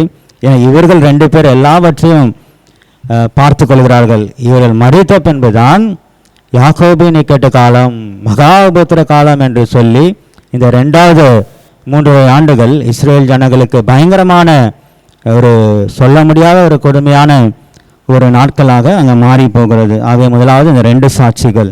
இந்த 2 சாட்சிகள் என்று சொல்லும்போது பரிசுத்த வேதாகமத்தில் விதமாக அந்த 2 என்று சொல்லி சாட்சிகள் என்று சொல்லி நாம் பார்க்கிறோம். யோசுவா கூட ஒரு 2 பேரை தான் வேவு பார்க்க அனுப்புகிறார். 2 சாட்சிகள் என்று சொல்லும்போது மத்தேயு சுவிசேஷம் 17ஆம் அதிகாரம், மத்தேயு சுவிசேஷம் 17ஆம் அதிகாரம் 2ஆம் வசனம், அவர்களுக்கு முன்பாக மறுரூபமானார். அவர் முகம் சூரியனைப் போல பிரகாசித்தது. அவர் வஸ்திரம் வெளிச்சத்தைப் போல வெண்மையாற்று. அப்போது மோசேயும் எலியாவும் அவரோடு கூட பேசுவதாக அவர்களுக்கு காணப்பட்டார்கள். இங்கே இந்த ரெண்டு சாட்சி போல இந்த ரெண்டு பேர் வருகிறதை குறித்து மத்தேயு சுவிசேஷத்தை நாம் வாசிக்கிறோம். மோசேயும் எலியாவும் அவரோடு பேசுவர்களாக அவர்களுக்கு காணப்படுகிறார்கள். லூக்கா சுவிசேஷம் 24ஆம் அதிகாரம் 13ஆம் வசனம். லூக்கா சுவிசேஷம் 24ஆம் அதிகாரம் 13ஆம் வசனம். அன்றைய தினமே அவர்கள் 2 பேர் எருசலேமுக்கு 7 அல்லது 8 மைல் தூரமான எம்மாவு என்னும் கிராமத்திற்கு போனார்கள். இவ்விதமாக 2 பேர் அல்லது 2 சாட்சிகள், இவ்விதமாக 2 என்று சொல்லி நாம் பார்க்கிறோம். கடைசியாக அப்போஸ்தலர் நடபடிகள் 1ஆம் அதிகாரம் 10ஆம் வசனம். ஆண்டவராக இயேசு கிறிஸ்து பரலோகத்திற்கு இப்போ மேலே போகிறார். அந்த சமயத்திலே அவர் ஒலிவ மலையிலே நின்று கொண்டிருக்கிறார். 10ஆம் வசனம். அவர் போகிற போது அவர்கள் வானத்தை அண்ணாந்து பார்த்து கொண்டிருக்கையில் இதோ வெண்மையான வஸ்திரம் தரித்தவர்கள் 2 பேர் அவர் அருகே அங்கே நிற்கிறார்கள். விதமாக காரியங்களை இந்த 2 சாட்சிகள், அது 2 பேர் என்று சொல்லி சில முக்கியமான சந்தர்ப்பத்திலே வேதாகமத்திலே விதமாக வருகிறதை குறித்து நாம் பார்க்கிறோம். இந்த 2 சாட்சிகள் என்ன செய்கிறார்கள் என்று சொன்னால், வெளிப்படுத்தின விசேஷம் 11ஆம் அதிகாரம் 3ஆம் வசனத்திலே ரெட்டு வஸ்திரம் உடுத்தி கொண்டிருக்கிறார்கள். இங்கே ரெட்டு வஸ்திரம் என்று சொல்லும்போது ஒரு நியாய தீர்ப்பு அவர்கள் கொடுத்து கொண்டிருக்கிறார்கள். இந்த ரெட்டு வஸ்திரம் இந்த வசனத்திலே நியாய தீர்ப்புக்கு அடையாளமாக இங்கே காணப்படுகிறது. 1260 நாள் அளவும் தீர்க்க தரிசனம் சொல்லும்படிக்கு அவர்களுக்கு அதிகாரம் கொடுப்பேன். 4ஆம் வசனம். பூலோகத்தின் ஆண்டவருக்கு முன்பாக நிற்கிற 2 ஒலிவ மரங்களும் 2 விளக்கு தண்டுகளும் இவர்களே என்று சொல்லுகிறார். இந்த வசனங்களை நாம் வாசித்து பார்க்கும்போது 4ஆம் வசனத்திலே பூலோகத்தின் ஆண்டவருக்கு முன்பாக நிற்கிற 2 ஒலிவ மரங்கள், அது 2 விளக்கு தண்டுகள் என்று சொல்லும்போது இதே போல ஒரு காரியம் பரிசுத்த வேதாகமத்திலே ஒரு இடத்திலே சொல்லப்பட்டிருக்கிறது. அங்கு சொல்லப்பட்டிருக்கிற அந்த 2 பேர் வேறு நபர்கள் தான். அவர் யார் என்று சொல்லி பார்க்கும்போது சகரியாவின் புஸ்தகம், சகரியா 4ஆம் அதிகாரம் 14ஆம் வசனம். சகரியா 4:14. அப்போது அவர் இவைகள் 2 சர்வலோகத்துக்கு ஆண்டவருமாயிருக்கிற சமூகத்தில் இருக்கிற அபிஷேகம் பெற்றவர்கள். இவைகளை குறித்து தான் இந்த 4ஆம் அதிகாரத்திலே நாம் வாசிக்கிறோம். சகரியா 4ஆம் அதிகாரம் 3ஆம் வசனம். சகரியா 4:3. அதன் அருகே கிண்ணத்திற்கு வலது புறமாக ஒன்றும் அதற்கு இடது புறமாக ஒன்றுமாக 2 ஒலிவ மரங்கள் இருக்கிறது என்றேன். இவ்விதமாக இந்த காரியங்களை குறித்து அவர் சொல்லும்பொழுது யாரை குறித்து இங்கே சொல்லுகிறார் என்றால் செருபாபேலை குறித்து இங்கே அவர் சொல்லுகிறார். செருபாபேலை குறித்து இந்த அதிகாரத்தில் அவர் சொல்லுகிறார். 6ஆம் வசனம். அப்போது அவர் செருபாபேலுக்கு சொல்லப்படுகிற கர்த்தருடைய வார்த்தை என்னவென்றால், பலத்தினாலும் அல்ல பராக்கிரமத்தினாலும் அல்ல என்னுடைய ஆவியினாலே ஆகும் என்று சேனைகளின் கர்த்தர் சொல்லுகிறார். இந்த விளக்கு தண்டு, இந்த 2 ஒலிவ மரங்கள் யார் என்று சொல்லி பார்க்கும்போது அந்த நாட்களிலே ஒன்று செருபாபேல், அவர் தலைவனாக இருக்கிறான். சகரியா 3ஆம் அதிகாரம் 1 வசனம். மற்றொரு நபர், அவர் பிரதான ஆசாரனாகிய யோசுவாவை எனக்கு காண்பித்தான். அவன் கர்த்தருடைய தூதனுக்கு முன்பாக நின்றான். சாத்தான் அவனுக்கு விரோதம் செய்ய அவன் வலது பக்கத்திலே நின்றான். இங்கே யோசுவாவை குறித்து வாசிக்க, இந்த யோசுவா மோசேயோடு கூட இருந்த அந்த யோசுவா அல்ல, இது வேறொரு நபர். இவர் ஒரு பிரதான ஆசாரியராக இருக்கிறார்.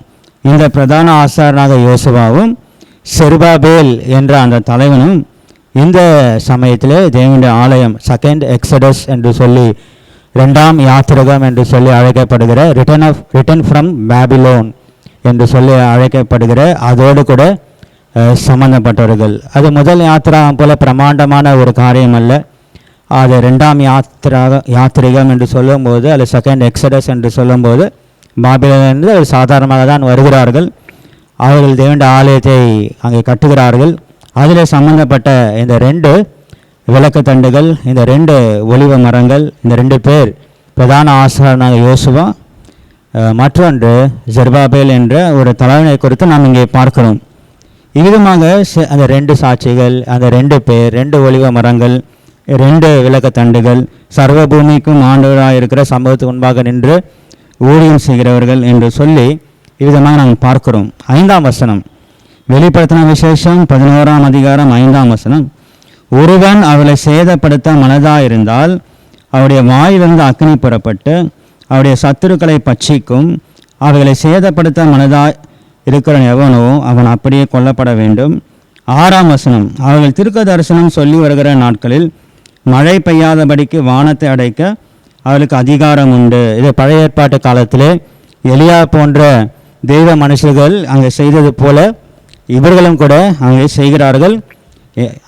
செய்கிறது இவர்கள் என்றால் செய்ய வைத்தது ஒரே தேவன்தான். ஒரே தேவன் யாரை வைத்து வேண்டாமானால் அதே காரியத்தை செய்ய முடியும். இந்த குறிப்பை கூட நாம் கவனத்தில் வைத்துக்கொள்ள வேண்டும். ஏன்னா எலியா தான் செய்யவில்லை, எலியாவை செய்ய வைத்தது தேவன். எலியாவை செய்ய வைத்த தேவன் அதே போல யாரை கொண்டு வேணாலும் செய்ய வைக்க முடியும். வெளிப்படுத்தின விசேஷம் 11ஆம் அதிகாரம் 6ஆம் வசனம், அவர்கள் தீர்க்க தரிசனம் சொல்லி வருகிற நாட்களில் மழை பெய்யாதபடிக்கு வானத்தை அடைக்க அவர்களுக்கு அதிகாரம் உண்டு. அவர்கள் தண்ணீரை இரத்தமாக மாற்ற, அது மோசையை குறித்த இந்த காரியம் நினைவுக்கு வருகிறது. எல்லாவற்றையும் செய்தது தேவன்தான். வேண்டும் போதெல்லாம் பூமியை சகலவித வாதைகளாலும் வாதிக்கும் அவர்களுக்கு அதிகாரம் உண்டு. ஆக இந்த 2 சாட்சிகள் செய்கிற காரியங்கள் மோசை செய்தது போல இருக்கிறது, பழைய ஏற்பாட்டில் எலியா செய்தது போல இருக்கிறது. ஆக இதற்கு அநேகர் விளக்கம் சொல்லுகிறார்கள். மோசே திரும்பி வர வேண்டும், எலியா திரும்பி வர வேண்டும், நிச்சயமாகவே இவர்கள் 2 பேர் தான் இருக்க வேண்டும் என்று சொல்லி, ஆனால் நமக்கு அதற்கு அவர்கள் என்ன விளக்கம் கொடுக்கிறார்கள் என்றால், மரித்தவர்கள் கூட ஆண்டவர் எழுப்பினார். வேதாகமத்திலே சிலர் மரிக்கிறார்கள், லாசர் கூட மரிக்கிறான், எழுப்பினார். அதே போல் இவர்கள் மரித்தாலும் கூட அவர்கள் திரும்பவும் வருவதற்கான வாய்ப்புகள் எல்லாம் இருக்கிறது என்று சொல்லுகிறார்கள். அது பரிசுத்த வேதாகமத்தின் அடிப்படையில் அவரெல்லாம் மரித்தார்கள், இயேசு கிறிஸ்து எழுப்பினார். சில அப்போஸ்தலர்களும் மரித்தவர்களை எழுப்பினார்கள். பழைய ஏற்பாட்டில் சில மரித்தவர்களை தீர்க்கதரிசிகள் எழுப்புகிறார்கள். மீண்டுமாக அவர்கள் மரித்து போனார்கள். ஆனால் மரித்து பரலோகத்துக்கு போன ஒருவர் மீண்டுமாக இந்த பூமியில் வந்ததாக முன் உதாரணம் பரிசுத்த வேதாகமத்தில் நமக்கு இதுவரைக்கும் இல்லை. ஆகவே இது யார் இந்த 2 சாட்சிகள் என்று சொல்லி வேதாகமத்தின் அடிப்படையிலே நமக்கு தெரியாது. அந்த நேரம் வரும்போது, அந்த நாட்கள் வரும்போது நிச்சயமாகவே நாம் பார்க்கலாம். ஆக வெளிப்படுத்த விசேஷத்தை தியானிக்கும் பொழுது வேத வசனம் நம்ம எது வரைக்கும் அழைத்து செல்கிறதோ அது வரைக்கும் நாம் சென்று நின்று விடுகிறது நல்லது. அதற்கு மேலாக ஒரு காரியங்களை நாம் சொல்லி அதை ஒரு முடிவுக்கு கொண்டு வர வேண்டும் என்று சொல்லி கற்பனை செய்ய வேண்டிய அவசியம் இல்லை, யூகிக்க வேண்டிய அவசியம் இல்லை. ரெவலேஷனில் கெஸ்ஸிங்கே இருக்கக்கூடாது. ஸோ யூகிக்க அது மிகுந்த ஒரு ஆபத்தாக இருக்கும். அது நிச்சயமாக நமக்கு தெரியாத 2 சாட்சிகள் யார் என்று சொல்லி இந்த 2 சாட்சிகள் செய்ததை பார்க்கும்போது நிச்சயமாக மோசே செய்தது போல எலியா செய்தது போல தான் இருக்கிறது. ஆனால் மோசேயும் எலியாவும் அதை செய்யவில்லை, அது செய்தது தேவன்தான். அதே தேவன் யாரை வைத்து வேண்டாமாலும் அதே காரியத்தை செய்ய முடியும். நமக்கு அது விசுவாசம் இருக்கிறது. ஆகவே இந்த 2 சாட்சிகள் அவ்வளோதான் நமக்கு தெரியும். இவர்கள் தீர்க்க தரிசனம் அங்கே உரைக்கிறார்கள். பல வாதைகளினாலே பூமியை தான் நாங்கள் வாசிக்கிறோம். வெளிப்படுத்தின விசேஷம் 11ஆம் அதிகாரம் 6ஆம் வசனத்திலே பூமியை சகல வாதைகளாலும், அதாவது எருசலேமிலே இருந்து கொண்டு முழு பூமியும் இவர்கள் வாதிக்கிறார்கள், எச்சரிப்பு கொடுக்கிறார்கள், நியாயத்தீர்ப்பின் செய்தி சொல்லுகிறார்கள். இது நிமித்தமாக பூமியில் இருக்கிற மற்ற ஜனங்களுக்கெல்லாம் எரிச்சல். இஸ்ரவேல் ஜனங்கள் எந்த தொந்தரவும் இல்லாமல் இருக்கிறார்கள், அவர்கள் தங்களுடைய தேவனை ஆராதிக்கிறார்கள். ஆனால் மற்ற இடத்துல எல்லாம் தடை செய்யப்பட்டது. ஒரே மதம்தான், பிடிக்கதோ பிடிக்கலையோ அந்த மதத்தெல்லாம் விட்டுவிட வேண்டும், அந்த கிறிஸ்துவை மாத்திரம் ஆராதிக்க வேண்டும், ஒரே மதம். இப்படி நாட்கள் இருக்கும்போது அந்த இஸ்ரவேல் ஜனங்கள் மாத்திரம் அவங்க தெய்வங்களை வணங்குகிறார்களே, அவர்கள் பலி செலுத்துகிறார்களே, அவர்கள் முறையின்படி எல்லாம் செய்கிறார்களே என்று சொல்லி பூமியில் இருக்கிற மற்ற ஜனங்களுக்கு ஒரு எரிச்சல், ஒரு கோபம். அதோடு கூட சேர்த்து இந்த 2 சாட்சிகள் வேற பல விதத்தில் வாதிக்கிறார்கள். இது அதிகமான கோபம். எவ்வளவோ முயற்சி செய்தும் இந்த 2 சாட்சிகளை ஒன்றும் செய்ய முடியவில்லை. ஏனென்றால் தேவன் தான் அதிகாரம் கொடுத்திருக்கிறார். அதான் இது குறித்து வாசிக்கிறோம். வெளிப்படுத்தின விசேஷம் 11ஆம் அதிகாரம் 3ஆம் வசனத்திலே அவர்களுக்கு அதிகாரம் கொடுப்பேன். தேவன் நமக்கு அதிகாரம் கொடுத்தால் அந்த ஊழியத்தை முழுமையாய் நிறைவேற்றி முடிக்கிற வரைக்கும் யார் மூலமாகவும் கூட நமக்கு எந்த தடையும் வராது. ஏனென்றால் அதிகாரம் கொடுத்தது தேவன். நமக்கு நியமித்திருக்கிற நாட்கள் வரைக்கும் ஓடி நிச்சயமாக 100% நாம் முடிக்கலாம். இதில் எந்த ஒரு சந்தேகம் இல்லை என்பதற்கு இந்த சாட்சிகள் தான் நமக்கு சாட்சிகள். இந்த 2 சாட்சிகளுக்கு தேவன் கொடுத்த ஊழியத்தை நிறைவேற்றி முடிக்கிற வரைக்கும் அந்த கிறிஸ்தன் ஆட்சியிலே அந்த 2 பேரை ஒன்றும் செய்ய முடியவில்லை. ஆகவே இப்போது இருக்கிற ஆட்சியெல்லாம் என்ன? தேவனுடைய பிள்ளைகளை யாரும் ஒன்றும் செய்ய முடியாது. நமக்கு அதிகாரம் கொடுக்கிறது தேவன். மத்திய சுவிசேஷத்தை அறிவிக்கிற சமயத்திலும் ஆண்டவராக இயேசு கிறிஸ்து தான் சொல்லுகிற விஷயம் என்னவென்றால் அந்த அதிகாரம் எவ்வளவு என்று சொல்லி நமக்கு தெரியாது. ஆகவே நாம் பயப்படுகிறோம். அதிகாரம் தேவன் கொடுத்திருக்கிறார். ஆகவே தான் அந்த கிறிஸ்தன் ஆட்சி, அவனுடைய இராணுவம், அந்த சமயத்தில் இருக்கிற தொழில்நுட்பம், ஏவுகணைகள் எதுவும் ஒன்றும் செய்ய முடியல இந்த 2 பேரையும். இதுவரைக்கும் தேவன் நியமித்த அந்த நாட்கள் வரைக்கும். 7ஆம் வசனம் வெளிப்படுத்தின விசேஷம் 11ஆம் அதிகாரம் 7ஆம் வசனம் அவர்கள் தங்கள் சாட்சியை சொல்லி முடித்திருக்கும் போது கொடுக்கப்பட்ட ஊழியம் நிறைவேறிற்று, வந்த வேலை முடிந்து விட்டது. அப்போது தேவன் ஒரு திட்டத்தை வைத்திருக்கிறார். என்ன திட்டம்? இங்கே தான் இந்த அந்தி கிறிஸ்துவை குறித்து நாம் வாசிக்கிறோம். இவனை குறித்து வெளிப்படுத்தின விசேஷம் 13ஆம் அதிகாரம் 17ஆம் அதிகாரத்தில் தெளிவாக சொல்லப்பட்டிருக்கிறது. இங்கே 11ஆம் அதிகாரத்தில் அந்த அந்தி கிறிஸ்து என்ன செய்கிறான்? பாதாளத்திலிருந்து ஏறுகிற மிருகம். இந்த மிருகத்தை குறித்து தெளிவாக 13ஆம் அதிகாரம் 17ஆம் அதிகாரம் வெளிப்படுத்தின விசேஷத்தில் இருக்கிறது. இப்போது அவன் என்ன செய்கிறான்? அவன் யுத்தம் பண்ணி ஜெயித்து அவனை கொன்று போட்டு விடுகிறான் இந்த 2 சாட்சிகளையும். 8ஆம் வசனம் அவருடைய உடல்கள் மகா நகரத்தில் விசாலமான வீதியிலே கிடக்கும். அந்த நகரம் சோதோம் என்னும் எகிப்து என்றும் நாணத்தமாய் சொல்லப்படும். அதிலே நம்முடைய கர்த்தரும் சிலுவையிலே அறையப்பட்டார். ஸோ இந்த இடம் இது சோதோம் என்றும் எகிப்து என்றும் நாணர்த்தமாக ஒரு ஊமையாக அல்லது உதாரணமாக சொல்லப்படுகிறது. ஆனால் அந்த இடம் எருசலேம் தான். இந்த எருசலேமில் இருந்து தான் அவங்க தீர்க்க தரிசனம் உரைத்தார்கள். அதே எருசலேமிலே அந்தி கிறிஸ்து கொன்று போட்டு இப்போது அவனுடைய படை எருசலேமுக்குள்ளே நுழைகிறது. அடுத்த 3.5 ஆண்டுகள் யாக்கோபின் இக்கட்டு காலம் ஆரம்பிக்க போகிறது. தேவனுடைய ஆலயத்திலே இப்போது செல்வதற்கு எந்த தடையும் இல்லை. இருந்த அந்த 2 பேரும் மரித்து போனார்கள். ஆகவே இப்போது அவன் முழு வீச்சிலே தேவனுடைய தீர்க்க தரிசனம் நிறைவேறுதலாக யாக்கோபின் இக்கட்டு காலம் என்று சொல்லி இஸ்ரவேல் ஜனங்களை அவன் பயங்கரமாக துன்பப்படுத்த இப்போது அவன் உள்ளே பிரவேசிக்கிறான். இங்கே என்ன சொல்லப்படுகிறது? எருசலேமிலே கர்த்தரும் சிலுவையிலே அறையப்பட்டார். அந்த இடத்திலே இவருடைய உடல்களை புதைக்காமல் அப்படியே அவர்கள் வீதியிலே வைத்திருக்கிறார்கள். அது எல்லாரும் பார்க்கிறார்கள்.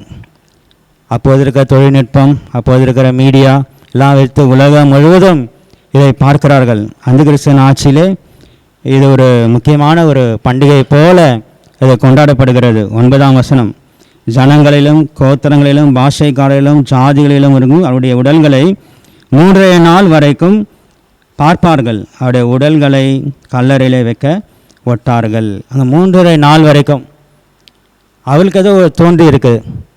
அந்த கிறிஸ்து அரசாங்கத்திற்கும் ரொம்ப உபத்திரப்படுத்தினார்கள், ரொம்ப கஷ்டம் கொடுத்தார்கள்.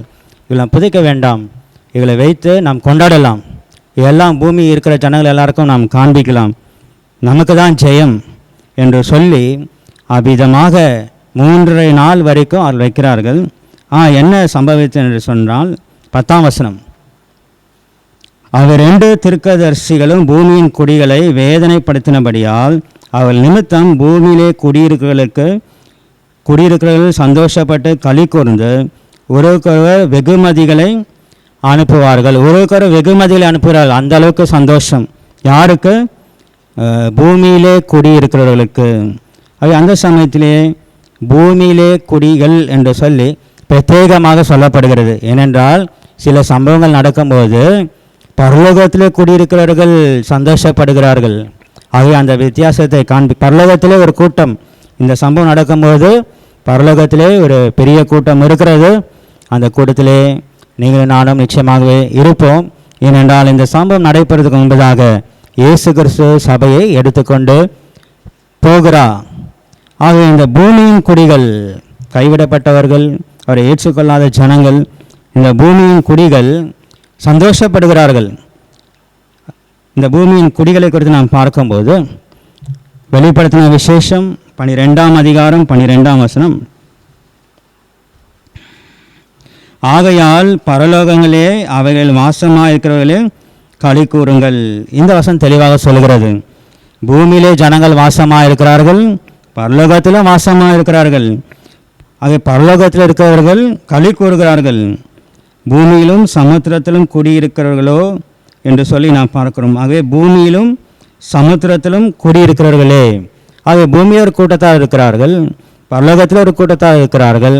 ஆகவே பூமியின் குடிகள், இந்த பூமியின் குடிகள் கூட்டத்திலே நாம் இருக்கக்கூடாது. ஏற்கனவே இதுக்கு முன்பதாகவே மத்திய ஆகத்திலே ஆண்டவராக இயேசு கிறிஸ்து வந்து பரலோகத்துக்கு நம்மை அழைத்து செல்லுகிற அந்த கூட்டத்திலே நாம் இருக்க வேண்டும். வெளிப்படுத்தின விசேஷம் 13ஆம் அதிகாரம் 8ஆம் வசனம், இங்கேயும் பூமியின் குடிகள் என்று சொல்லி நாம் வாசிக்கிறோம். 8ஆம் வசனத்திலே, உலக தோற்றம் முதல் அடிக்கப்பட்ட ஆட்டுக்குட்டியினுடைய ஜீவ புஸ்தகத்தில் பேர் எழுதப்பட்டிராத பூமியின் குடிகள் யாவரும் அதை வணங்குவார்கள். பூமியின் குடிகள், பரலோகவாசிகள் அல்ல இவர்கள், இவர்கள் பூமியின் குடிகளாக இருக்கிறார்கள். 12ஆம் வசனம், அது முந்தின மிருகத்தின் அதிகாரம் முழுவதையும் அதன் முன்பாக நடப்பித்தது. சாவுக்கேதுவான காயம் ஆற சொஸ்தமடைந்த முந்தின மிருகத்தின் பூமியும் அதன் குடிகளும் வணங்கும்படி செய்தது. பூமியும் அதன் குடிகளும் என்ன செய்கிறார்கள்? அந்த கிறிஸ்துவின் உருவ சிலையை அவர்கள் வணங்குகிறார்கள். பூமியின் குடிகள் என்று சொல்லி நாம் வாசிக்கிறோம். வெளிப்படுத்தின விசேஷம் 13ஆம் அதிகாரம் 14ஆம் வசனம், மிருகத்தின் முன்பாக அந்த அற்புதங்களை செய்யும்படி தனக்கு கொடுக்கப்பட்ட சத்துவத்தால் பூமியின் குடிகளை மோசம் போக்கி, பூமியின் குடிகளை அது மோசம் போக்குறது. வெளிப்படுத்தின விசேஷம் 14ஆம் அதிகாரம் 8ஆம் வசனம், வேறொரு தூதன் பின் சென்று பாபிலோன் மகாநகரம் விழுந்தது தன் வேசித்தனமாக உக்கிரமான மதுவை சகல ஜாதிகளுக்கும் குடிக்க கொடுத்தாளே என்றால், இங்கே சகல ஜாதிகளுக்கும் குடிக்க கொடுத்தாள். இவர்கள் பூமியின் குடிகளாக இருக்கிறார்கள். ஆகவே பூமியின் குடிகள் என்ன செய்கிறார்கள்? இவ்விதமாய் சந்தோஷமாய் அந்த காரியத்தை வெகுமதிகளை கொடுத்து இவ்விதமாக சந்தோஷப்பட்டு கொண்டிருக்கிறார்கள். அந்த சமயத்திலே வெளிப்படுத்தின விசேஷம் 11ஆம் அதிகாரம் 11ஆம் வசனத்திலே, 3 நாளைக்கு பின்பு தேவனிடத்திலிருந்து ஜீவ ஆவி அவர்களுக்குள்ளே பிரவேசித்து அப்போது அவர்கள் கால் ஒன்றி நின்றார்கள். அவர்களை பார்த்தவர்களுக்கு மிகுந்த பயம் உண்டாயிற்று. ஆகவே சத்துரு வேறு ஏதோ கிண்டல் பரியாசம், அது ஒரு பண்டிகை போல கொண்டாடலாம் என்று சொல்லி புதைக்காமல் இந்த உடலை வைத்திருந்தான். ஆனால் அதிலே தான் தேவனுடைய நோக்கம் அங்கே நிறைவேறுகிறது. சரியாக 3 நாட்கள். ஏனென்றால் அங்கே உள்ள கலாச்சாரம் அல்லது யூத கலாச்சாரத்தின்படி 3 நாள் வரைக்குமாக மரித்தவருடைய ஆவி அங்கேயே சுற்றி கொண்டிருக்கும். அது உயிரோடு எழுந்து விட்டால் அங்கே தானே சுற்றி கொண்டிருந்தது, அது உள்ளே போய் எழுந்திருக்கும் என்று சொல்லுகிற ஒரு சம்பிரதாயம் பழக்கம் இருந்தது, ஒரு பாரம்பரியம் இருந்தது. ஆகவே தான் இயேசு கிறிஸ்து கூட 3 நாளைக்கு பிற்பாடு தான் உயிரோடு கூட எழுந்தார். லாசரையும் இந்த 3 நாள் 4 நாள் அவ்விதமாக அது கழித்து தான் உயிரோடு கூட எழுப்பினார். ஏன்னா அவருடைய பாரம்பரியம் இருந்தது. இந்த 3 நாள் வரைக்குமாக மரித்தவருடைய ஆவி அங்கே சுற்றி கொண்டிருக்கும். ஆகவே அந்த 2 நாட்குள்ளே எழுப்பிவிட்டால் அது பெரிய ஒரு ஆச்சரியமாக இருக்காது. அங்கே தான் சுற்றி கொண்டிருக்கோம், எழுந்துட்டான் அப்படி சொல்லுவார்கள். ஆகவே தான் அந்த 3 நாள் கடக்க செய்கிறார். 3 நாள், இங்கே 3.5 நாள், லாசருக்கு எத்தனை நாள் நமக்கு தெரியும். ஆகவே இந்த 3 நாள் கழித்து தேவனுடைய அந்த ஜீவ ஆவி அவருக்குள்ளே வரும்பொழுது அப்படியே கால் ஒன்றி அவர்கள் நின்று என்ன செய்கிறார்கள்? அதை பார்த்தவர்களுக்கு மிகுந்த பயம். இதெல்லாம் பார்த்து கொண்டே இருக்கிறார்கள், உலகம் முழுவதும் பார்த்து கொண்டிருக்கிறார்கள். மிகுந்த பயம் உண்டாயிற்று. அப்போது ஒரு சத்தம், 12ஆம் வசனம், இங்கே ஏறி வாருங்கள் என்று வானத்திலிருந்து தங்களுக்கு உண்டான பெரிய சத்தத்தை அவர்கள் கேட்டு மேகத்தில் ஏறி வானத்திற்கு போனார்கள். அவருடைய சத்துருக்கள் அவர்களை பார்த்தார்கள். அது தேவனுடைய ஜனங்களுக்கு ஜெயம். அந்த ஜெயத்தை யார் பார்க்கிறது? சத்துரு பார்க்குறான். இது எவ்வளோ ஒரு அருமையாக அங்கே தேவன் வைத்திருக்கிறார். தேவனுடைய ஜனங்களுக்கு ஜெயம் கிடைத்தாலும் போதாது, ஆனால் அந்த ஜெயத்தை சத்துரு பார்க்க வேண்டும். எல்லாவற்றையும் தேவனே ஏற்பாடு செய்கிறான். மிக அற்புதமாக அந்த ஏற்பாடு இருக்கிறது. இங்கே ஏறி வாருங்கள் என்ற வானத்திலிருந்து ஒரு சத்தம் உண்டாகிறது. எங்கேயிருந்து அந்த சத்தம் வந்ததோ அதை நோக்கி அவர்கள் ஏறி போகிறார்கள். சத்துருக்கள் அதை பார்க்கிறார்கள். 13ஆம் வசனம், அந்நேரத்திலே பூமி மிகவும் அதிர்ந்தது. உடனே அந்த நகரத்தில் 10 பங்கு இடிந்து விழுந்தது. மனுஷரில் 7000 பேர் பூமி அதிர்ச்சினால் அழிந்தார்கள். மீதியானவர்கள் பயம் அடைந்து பரலோகத்தின் தேவனை மகிமைப்படுத்தினார்கள். ஆகவே அங்கே உடல் வைக்கப்பட்டிருந்தது. ஆகவே நேரடியாக வர முடிந்தவர்கள்லாம் அந்த இடத்துக்கு போய்விட்டார்கள் கொண்டாடுவதற்கு, நடனம் ஆடுவதற்கு. ஏன் 2 பேர் மரித்து போனார்கள், பூமியிலே அதிக வேதனை கொடுத்தார்கள் என்று சொல்லி அந்த இடத்துக்கே போனவர்கள் 7000 பேர் அந்த இடத்திலே கூடிவிட்டார்கள். மற்றவர்கள் பார்த்து கொண்டிருக்கிறார்கள் உலகம் முழுவதும். அங்கே அந்த இடத்துக்கே போனவர்களுக்கு பூமி அதிர்ச்சி மூலமாக அந்த 7000 பேர் மாண்டு போனார்கள். ஆக இதே ஒரு 7000 என்ற அந்த குறிப்பு 1 ராஜாக்கள் 19ஆம் அதிகாரத்திலே எலியா தீர்க்கதரிசியோடு சம்மந்தப்படும் போது ஒரு 7000 பேர் என்று சொல்லியும் பார்க்கிறோம். இது ஒப்பாக சொல்லப்படுகிற ஒரு காரியம். 14ஆம் வசனம், 13ஆம் வசனம், அந்நேரத்திலே பூமி மிகவும் அதிர்ந்தது. உடனே அந்த நகரத்தில் 10 பங்கு இடிந்து விழுந்தது. மனுஷரில் 7000 பேர் பூமி அதிர்ச்சினால் அழிந்தார்கள். மீதியானவர்கள் பயம் அடைந்து பரலோகத்தின் தேவனை மகிமைப்படுத்தினார்கள். ஆக அப்போது ஒரு பெரிய பூமி அதிர்ச்சி நடைபெறுகிறது. 7000 பேர் மரித்து போகிறார்கள். எஞ்சியுள்ளவர்கள் பரலோகத்தின் தேவனை மகிமைப்படுத்துகிறார்கள். ஆக இந்த சம்பவமானது இங்கே இது 2வது ஆபத்து. ஏற்கனவே முதல் ஆபத்தை குறித்து நாம் பார்த்தோம்.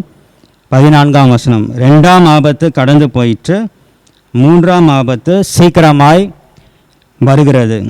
2வது ஆபத்து இதுதான். அது 2வது ஆபத்து 13வது வசனத்திலே சொல்லப்பட்டிருக்கிற அந்த பூமி அமைச்சு. இந்த 2 சாட்சிகள் மூலமாக எவ்விதமாக அவர்கள் பூமியை வாதிக்கிறார்கள். இந்த ஆபத்து இவை கடந்து போகிறது. 15ஆம் வசனம், 7ஆம் தூதன் எக்காலம் ஊதினான். அப்போது உலகத்தின் ராஜ்யங்கள் நம்முடைய கர்த்தரும் அவருடைய கிறிஸ்துவுக்குரிய ராஜ்யங்களாயின. அவர் சதா காலங்களிலும் ராஜ்யபாரம் பண்ணுவார் என்று கம்பீர சத்தங்கள் வானத்தில் உண்டாயின. அவை இப்போது ஒரு உச்சக்கட்டத்துக்கு அங்கே வருகிறது.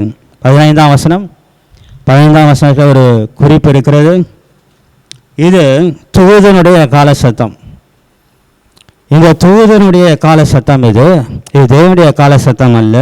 தேவனுடைய பிள்ளைகளாக காணப்படுகிற நாம் ஒரு தூதனுடைய கால சத்தத்திற்கு நாம் காத்து கொண்டு இல்லை. இது 7ஆம் தூதனுடைய கால சத்தம்.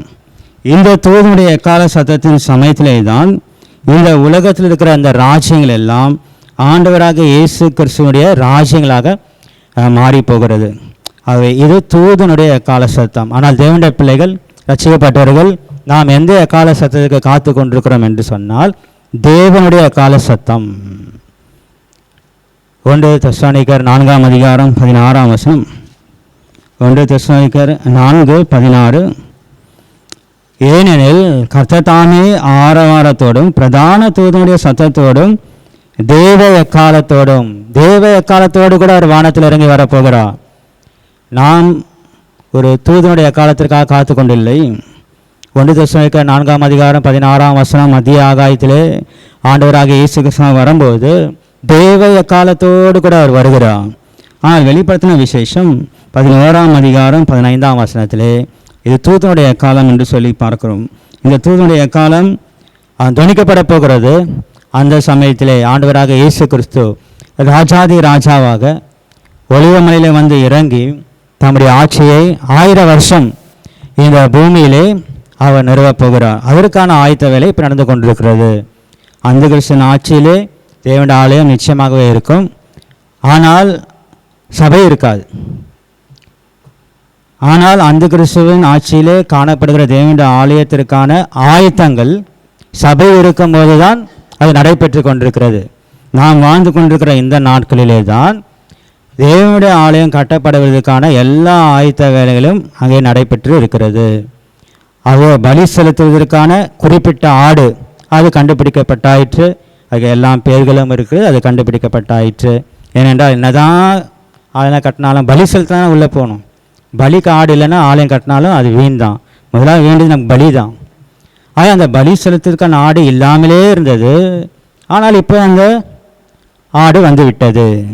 சரி, பலி செலுத்த வேண்டும் என்றால் அதுக்கு ஒரு லேவியர் கோத்திரம் தான் இருக்க வேண்டும். கோத்திரத்தை குறித்து நம்ம நன்றாக தெரியும். தேவன் அதெல்லாம் மிக நேர்த்தியாக பார்க்கிறார். இந்த கோத்திரம் தான் இதெல்லாம் செய்ய வேண்டும் என்று. ஏனென்றால் மீண்டும் பழைய ஏற்பாட்டு காலத்தில் வந்திருக்கிறோம். நமக்கு தெரியும் அல்லவா, லேவி கோத்திரம், மோசே, ஆரோன், இவங்களாம் லேவி கோத்திரம். மோசேக்கு பிற்பாடு ஜோஷுவா தலைவனாக வருகிறார். ஜாஷுவா என்ன கோத்திரம்?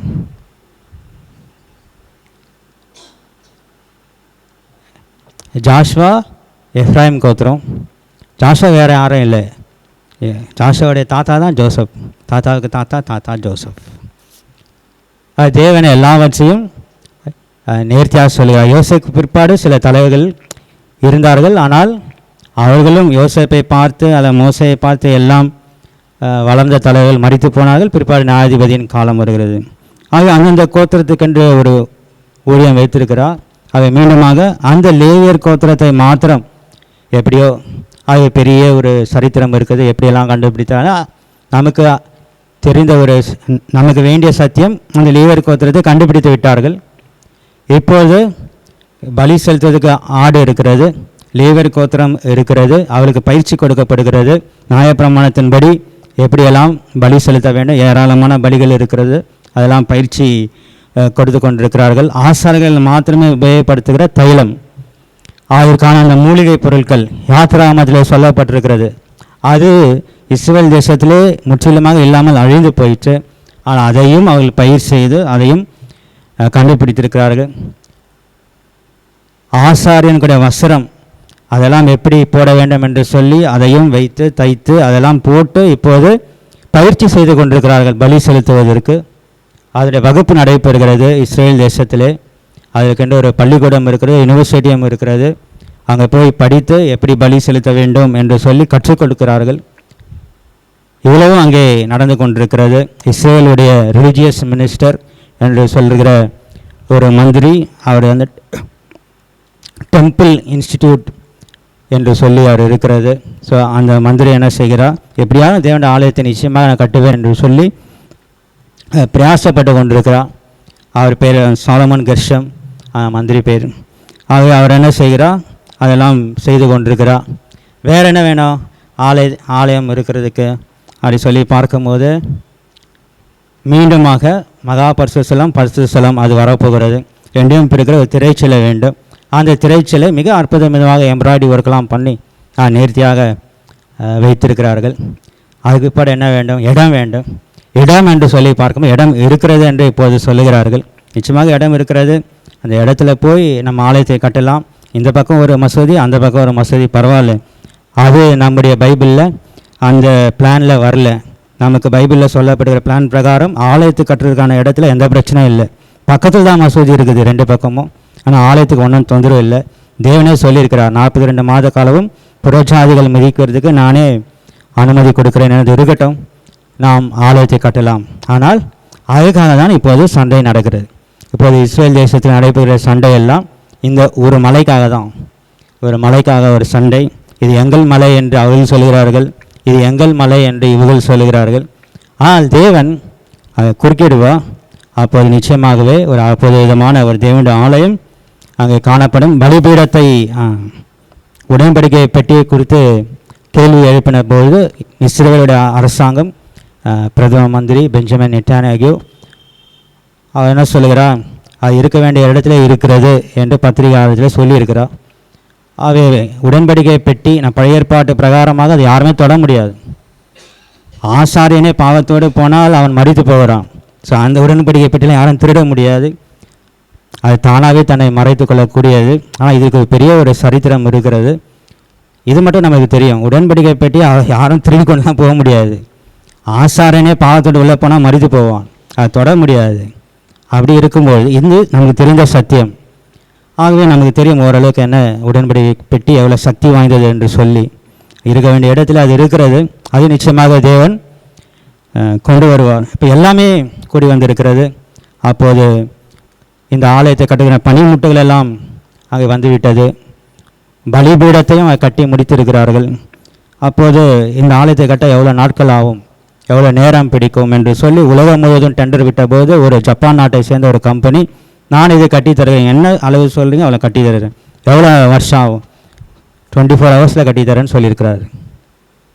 அப்படி என்று சொன்னால் அதுக்கு முன்பதாக சபை மேலே போக வேண்டும்.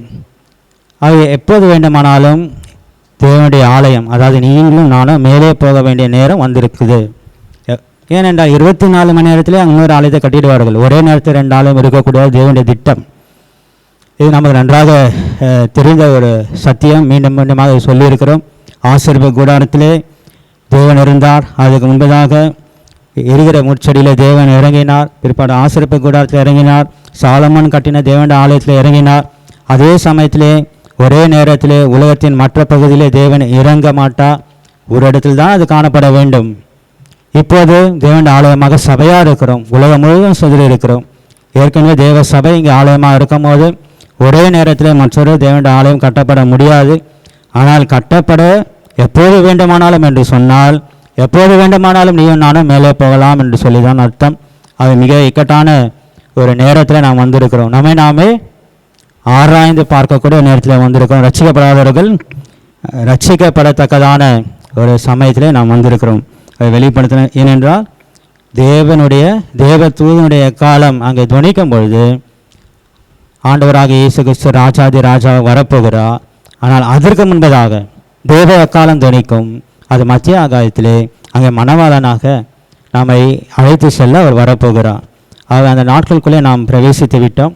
இதை வழக்கமாக கிறிஸ்தவர்கள் சொல்வதை போல சீக்கிரம் வருகிறார் இயேசு என்று அப்படி சொல்லவில்லை. காரியங்கள் நடக்கிறதை பார்த்து, முக்கியமாக இஸ்ரேல் தேசத்திலே காரியங்கள் நடக்கிறதை பார்த்து சீக்கிரமாக சபை எடுத்துக்கொள்ளப்படுதல் இருக்கிறது. சீக்கிரமாக நமக்காக இயேசு கிறிஸ்துவ வரப்போகிற காரியம் இருக்கிறது என்று சொல்லி நாம் உறுதியாக சொல்லுகிறோம். இது ஏதோ சொல்ல வேண்டும் என்பதற்காக அல்ல. காரியங்களை வசனம் இருக்கிறது, உலகத்தில் நடைபெற நிகழ்ச்சிகள் இருக்கிறது. ரெண்டுத்தையும் ஒப்பிட்டு பார்த்து விசேஷமாக இஸ்ரேல் தேசத்தில் நடைபெறுகிற காரியம், விசேஷமாக எருசலேமை சுற்றி நடைபெறுகிற காரியங்கள், இஸ்ரேலி போஸ்ட், பாலஸ்தீனியா போஸ்ட் என்ற நியூஸ் பேப்பர் இருக்கிறது. அது இன்டர்நெட்லாம் வரலாம். அதை நீங்கள் செய்திகள்லாம் நீங்கள் ஃபாலோ பண்ணிங்க அப்படின்னு சொன்னாக்கா இஸ்ரேல் தேசத்துக்கு சம்மந்தப்பட்ட செய்திகள், இங்கே எப்படி இந்தியன் எக்ஸ்பிரஸ், தி இந்து அதெல்லாம் சொல்கிறோமோ அதே போல் பாலஸ்தீனியன் போஸ்ட் அல்லது இஸ்ரேலி போஸ்ட், அதே போல் அந்த நியூஸில் நீங்கள் ஃபாலோ பண்ணிங்கன்னா எருசலேம் மலைக்காக எவ்வளவாய் சண்டை போட்டு கொண்டிருக்கிறார்கள் என்று சொல்லி நாம் பார்க்க முடியும். இது சீக்கிரமாக தேவன் வரப்போகிறார். ஆகவே நீங்கள் ஆயத்தமாக இல்லாவிட்டால் இந்த ரட்சிப்பு என்ற ஒரு அனுபவம் நான் இல்லாமல் இருக்கிறேன். சபைக்கு தான் வருகிறேன், எங்கள் வாலிப சகோதரனாக சகோதரியாக இருக்கலாம். ஆனால் இந்த ரட்சிப்பு என்ற ஒரு நிச்சயம் எனக்கு இல்லாமல் இருக்கிறது போல நான் உணர்கிறேன் என்று சொல்லுகிறேன் என்றால் இப்பொழுது கூட நீங்கள் ஆண்டவராக இயேசு கிறிஸ்துவை நீங்கள் சொந்த ரட்சகராக ஏற்றுக்கொள்கிற ஒரு வாய்ப்பு இப்போது கூட இருக்கிறது. இப்போது கூட அது கிருபையின் காலம். தேவன் தாமே தொடர்ந்து நம்மோடு கூட பேசுவாராக. ஜெபிப்போம்.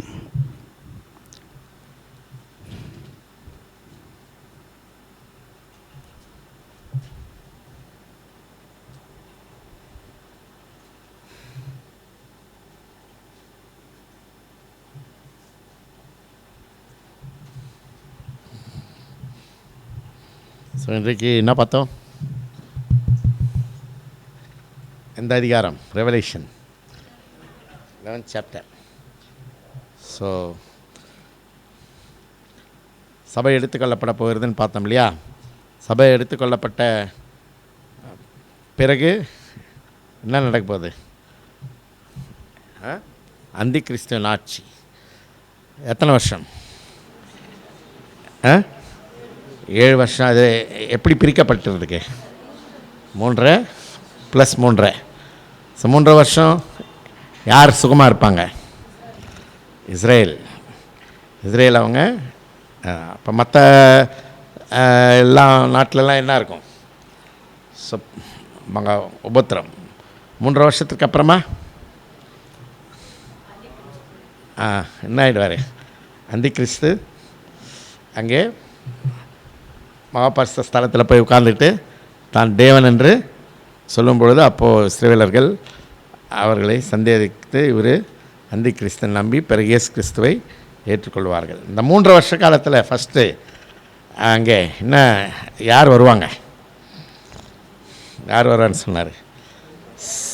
சாட்சிகள், 2 சாட்சிகள். அது யாராக இருக்கலாம்? அது எப்படி, எதனால் சொல்கிறாங்க? எதனால் அது மோசே எலியான் இருக்கும்? மோசே வந்து இறந்துட்டாரா? மோசே இறந்துட்டாரா? இறந்தாச்சா இல்லையா? ஆனால் இறந்த பிறகு ஆனால் அவர் கலரை இது மட்டும் எங்கே இருக்குன்னே கண்டுபிடிக்க முடியல. அவர் இது மட்டும் யாருக்கும் தெரியாது. ஆனால் நமக்கு ஒரு வசனம் இருக்கிறது, யார் அடக்கம் பண்ணாங்கன்னு. தேவன் அடக்கம் பண்ணார். ஸோ மோசே வருவாருன்னு என்ன அத்தாச்சு? அந்த 2 சாட்சிகள்லாம் செய்வாங்க, அற்புதங்கள் செய்வாங்க. எப்படிப்பட்ட அற்புதங்கள்? தண்ணீரை ரத்தமாக மாற்றுவாங்க, ஆகாயத்திலேருந்து அக்னியை கொண்டு வருவாங்க. அதெல்லாம் யார் செஞ்சு? தண்ணியை ரத்தமாக மாற்றினது யார்? மோசே. வானத்தில் அக்னியை கொண்டு வந்தது யார்?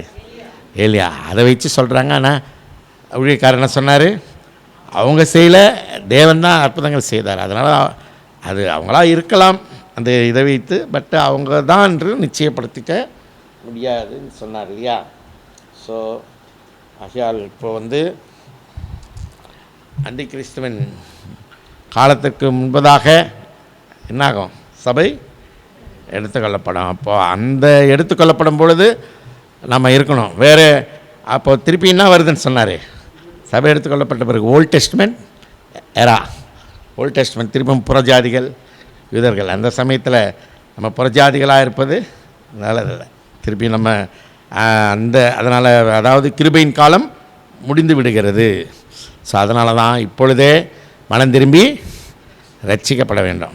அதாவது இன்னும் ரட்சிக்கப்படலைன்னா இயேசு கிறிஸ்துவை சொந்த ரட்சகராக ஏற்றுக்கொண்டு ரட்சிக்கப்பட்டா, இன்றைக்கு கிருபையின் காலத்தில் இருக்கிறோம், தேவனுடைய பிள்ளைகளாய் மாற்றப்படுவோம். நம்முடைய பேர் ஜீவ புஸ்தகத்தில் எழுதப்படும். அங்கே ரட்சிக்கப்பட்ட பிறகு ஞானஸ்நானத்தில் கீழ்ப்படைந்து அங்கே நாம் ஒவ்வொரு நாளும் we have to work out our salvation. ரட்சிக்கப்பட்டால் மட்டும் போகாது, ஞானஸ்நானத்தில் கீழ்ப்படைஞ்சால் போகாது. என்ன செய்யணும்? நம்ம ஒர்க் அவுட் யோர் சால்வேஷன். நம்முடைய ரட்சிப்பை என்ன செய்யணும்? ஒவ்வொரு நாளும் அபியாசிக்கணும். ஒவ்வொரு நாளும் வேதத்தை வாசித்து ஜெபத்தை பண்ணி தேவனுடைய வார்த்தை கீழ்ப்படிந்து நடந்து தேவனுடைய ஊழியத்தை செய்து இப்படியா ஒவ்வொரு நாளும் அங்கே we have to work out our salvation. அப்படின்னு அர்த்தம் என்ன? ஒர்க் அவுட்னு சொல்லப்படும் பொழுது யார் ஒர்க் அவுட் பண்ணுவாங்க? அத்லீட்ஸ், அப்புறமா வெயிட் லிஃப்டர்ஸ், ஜிம் எல்லாம் போய் உடலை கட்டுக்கோப்பாக வைக்கணும்னு சொல்லி என்ன செய்வாங்க? பயிற்சி செய்வார்கள். அதே மாதிரி ரட்சிக்கப்பட்ட நாம் கூட so we are all soldiers of Lord Jesus Christ. We have to work out our salvation. ஜிம்மில் போய் எப்படி பயிற்சி செய்கிறோம் அதே மாதிரி we have to grow in the knowledge of Christ. So we have to be strengthened spiritually by reading word of God, by praying, by worshiping God. சபை கூடுதலை தள்ளிவிடக்கூடாது. சபையில் ஒழுங்காக அட்டென்ட் பண்ணி ஆராதிக்கணும், பந்தியில் பங்கு பெறணும். ரொம்ப முக்கியம், பந்தியில் பங்கு பெறணும். ரட்சிக்கப்பட்டவர்கள் பந்தியை ஒருபோதும் you should not neglect table, அதில் பங்கு பெறணும். அதனால தான் நம்ம செய்கிற ஒரு வாரம் டைம் கொடுக்கப்பட்டிருக்குது, 6 நாள் ஆயத்தத்துக்கு. So we have to prepare in advance. ஆதி சபையில் ஒவ்வொரு நாளும் அப்பம் விட்டார்கள், ஆனால் இப்போ இல்லை. கர்த்தருடைய நாள், உயிர்த்தெழுந்த நாள் ஞாயிற்றுக்கிழமை அங்கே தான் அப்பம் விற்கிறோம். So we have got 6 days for what? Examine our cells. Every day we have to examine. So அப்படியாக நம்ம we have to work out our salvation till the rapture. அப்படியாக இருக்கும் பொழுது நாம் இயேசு கிறிஸ்து வருகையிலே எடுத்துக்கொள்ளப்படுவோம். அந்தி கிறிஸ்தன் காலத்தில் இருந்து நாம் அந்த உபத்திரவ காலத்திலிருந்து தப்பிக்கப்படுவோம். ஆகையால் இங்கே வாலிபர்கள் நிறைய பேர் இருக்கீங்க, அங்கே வேறு அங்கே பெரியவர்களும் இருக்கீங்க. யாராவது ரட்சிக்கப்படவில்லை என்றால் இன்றைக்கே ரட்சனால் அனுகிரக காலம். இயேசு கிறிஸ்துவை சொந்த ரட்சகராக ஏற்றுக்கொண்டு மனம் திரும்பி ரட்சிக்கப்படும்படியாக உங்களுக்கு அழைப்பு கொடுக்கப்படுகிறது. ஸோ யாராவது ரட்சிக்கப்படணும் விரும்பினால் தயவுசெய்து கையை உயர்த்தினால் உங்களுக்காக ஜெபிப்போம். யாராவது ரட்சிக்கப்படாதவங்க இன்றைக்கு கர்த்தராகிய இயேசு கிறிஸ்துவை நான் ஏற்றுக்கொள்வேன், நான் பரலோக ராஜ்யத்திற்கு செல்லணும், சபை எடுத்துக்கொள்ளப்படும் பொழுது நானும் எடுத்துக்கொள்ளப்பட வேண்டும் என்று அங்கே தேவன் உங்களோட பேசினால் தயவுசெய்து கையை உயர்த்தினால் உங்களுக்காக ஜெபிக்கப்படும். யாராக இருக்கீங்களா?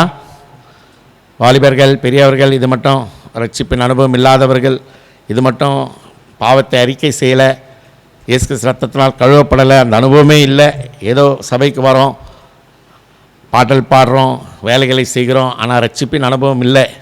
ரட்சிப்பின் நண்பன் என்ன? மனந்திரும்புதல்.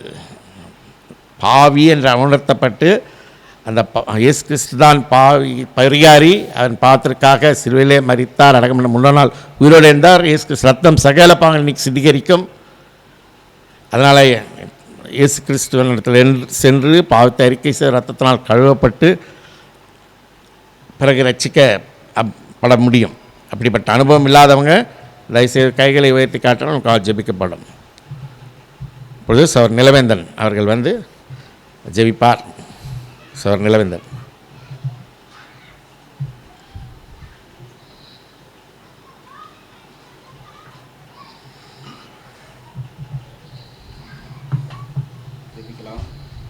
நல்ல ராஜாவே, சர்வ வல்லமுள்ள தகப்பனே, இந்த வாரத்தின் முதலாம் நாளிலே உம்முடைய பிள்ளைகளாக நாங்கள் கூடி வர கொடுத்த அந்த கிருபைக்காக நன்றி செலுத்துகிறோம்.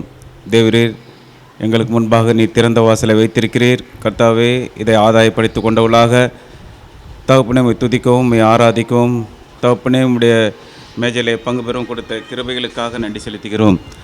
தேவ தாமே கர்த்தாவே, எங்களை கர்த்தாவே இந்த நேரத்தில் உம்முடைய வேதத்தின் அடிப்படையில் வேதத்தை மகத்துவங்களை ஆராயும்படியாக கர்த்தாவுடைய தாசனை கொண்டு எங்களுடனே பேசிய தாயுக்காக நன்றி செலுத்துகிறோம்.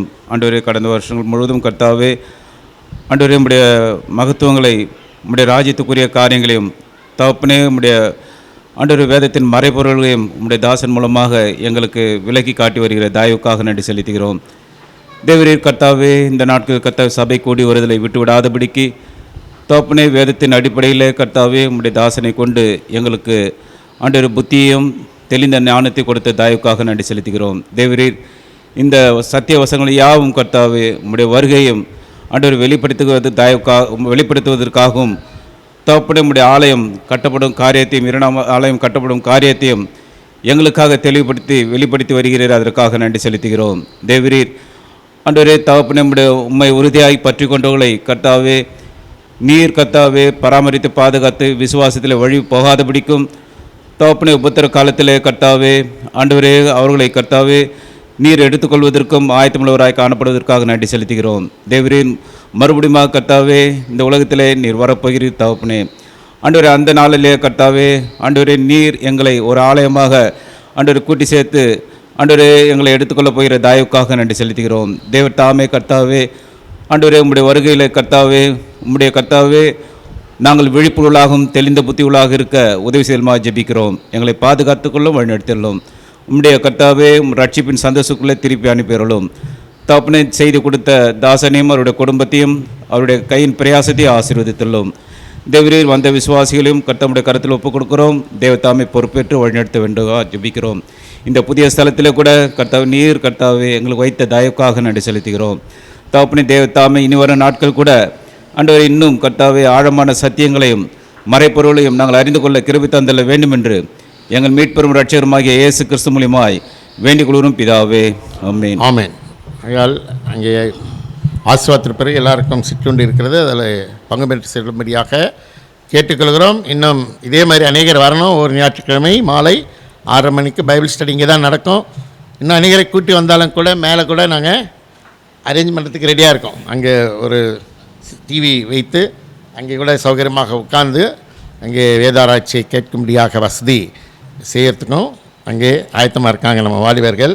அதற்காக ஜெபிங்க. என் ஆத்மாவே கர்த்தரை ஸ்தோத்ரி, என் முழுமையை பரிசுத்தநாமத்தை ஸ்தோத்ரி, என் ஆத்மாவே கர்த்தரை ஸ்தோத்ரி, அவர் செய்த சகலபகாரை மறவாதே. ஆமீன். கர்த்தர் உங்களை ஆசீர்வதித்து உங்களை காக்க கடவர். கர்த்தர் தம்முடைய முகத்தை உங்கள் மேல் பிரகாசிக்க செய்து உங்கள் மேல் கிருபையாக இருக்க கடவர். கர்த்தர் தம்முடைய முகத்தை உங்கள் மேல் பிரசன்னமாக்கி உங்களுக்கு சமாதானத்தை கட்டளையிட கடவர். நம்முடைய கர்த்தர் இயேசு கிறிஸ்துவின் கிருபையும் பிதாவாகிய தேவனுடைய இன்பமும் பரிசுத்த ஆவியானவருடைய அன்பும் அரவணைப்பும் வழிநடத்தலும் இப்பொழுதும் இயேசு கிறிஸ்து வருகையும் மட்டுமாக நம்மோடு கூட நம் அனைவரோடும் கூட இருப்பதாக. ஆமேன். இன்னும் கொஞ்சம் காலம்தான் மோட்சலோகம் சேர்ந்திடுவோம். அல்லேலூயா, இயேசு ராஜன் வருவார். இன்னும் கொஞ்சம் காலம்தான் மோட்சலோகம் சேர்ந்திடுவோம். அல்லேலூயா, இயேசு ராஜா வருவார். இன்னும் கொஞ்சம் காலம்தான் மோட்சலோகம் சேர்ந்திடுவோம்.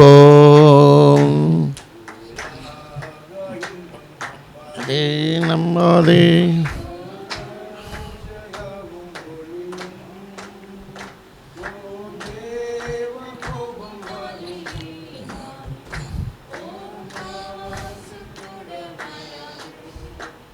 அல்லேலூயா, இயேசு ராஜன் வருவார். இன்னும் கொஞ்சம் காலம்தான் மோட்சலோகம் சேர்ந்திடுவோம். அல்லேலூயா, இயேசு ராஜன் வருவார். இன்னும் கொஞ்சம் காலம்தான் மோட்சலோகம் சேர்ந்திடுவோம். அல்லேலூயா, இயேசு ராஜா வருவார். இன்னும் கொஞ்சம் காலம்தான் மோட்சலோகம் சேர்ந்திடுவோம்.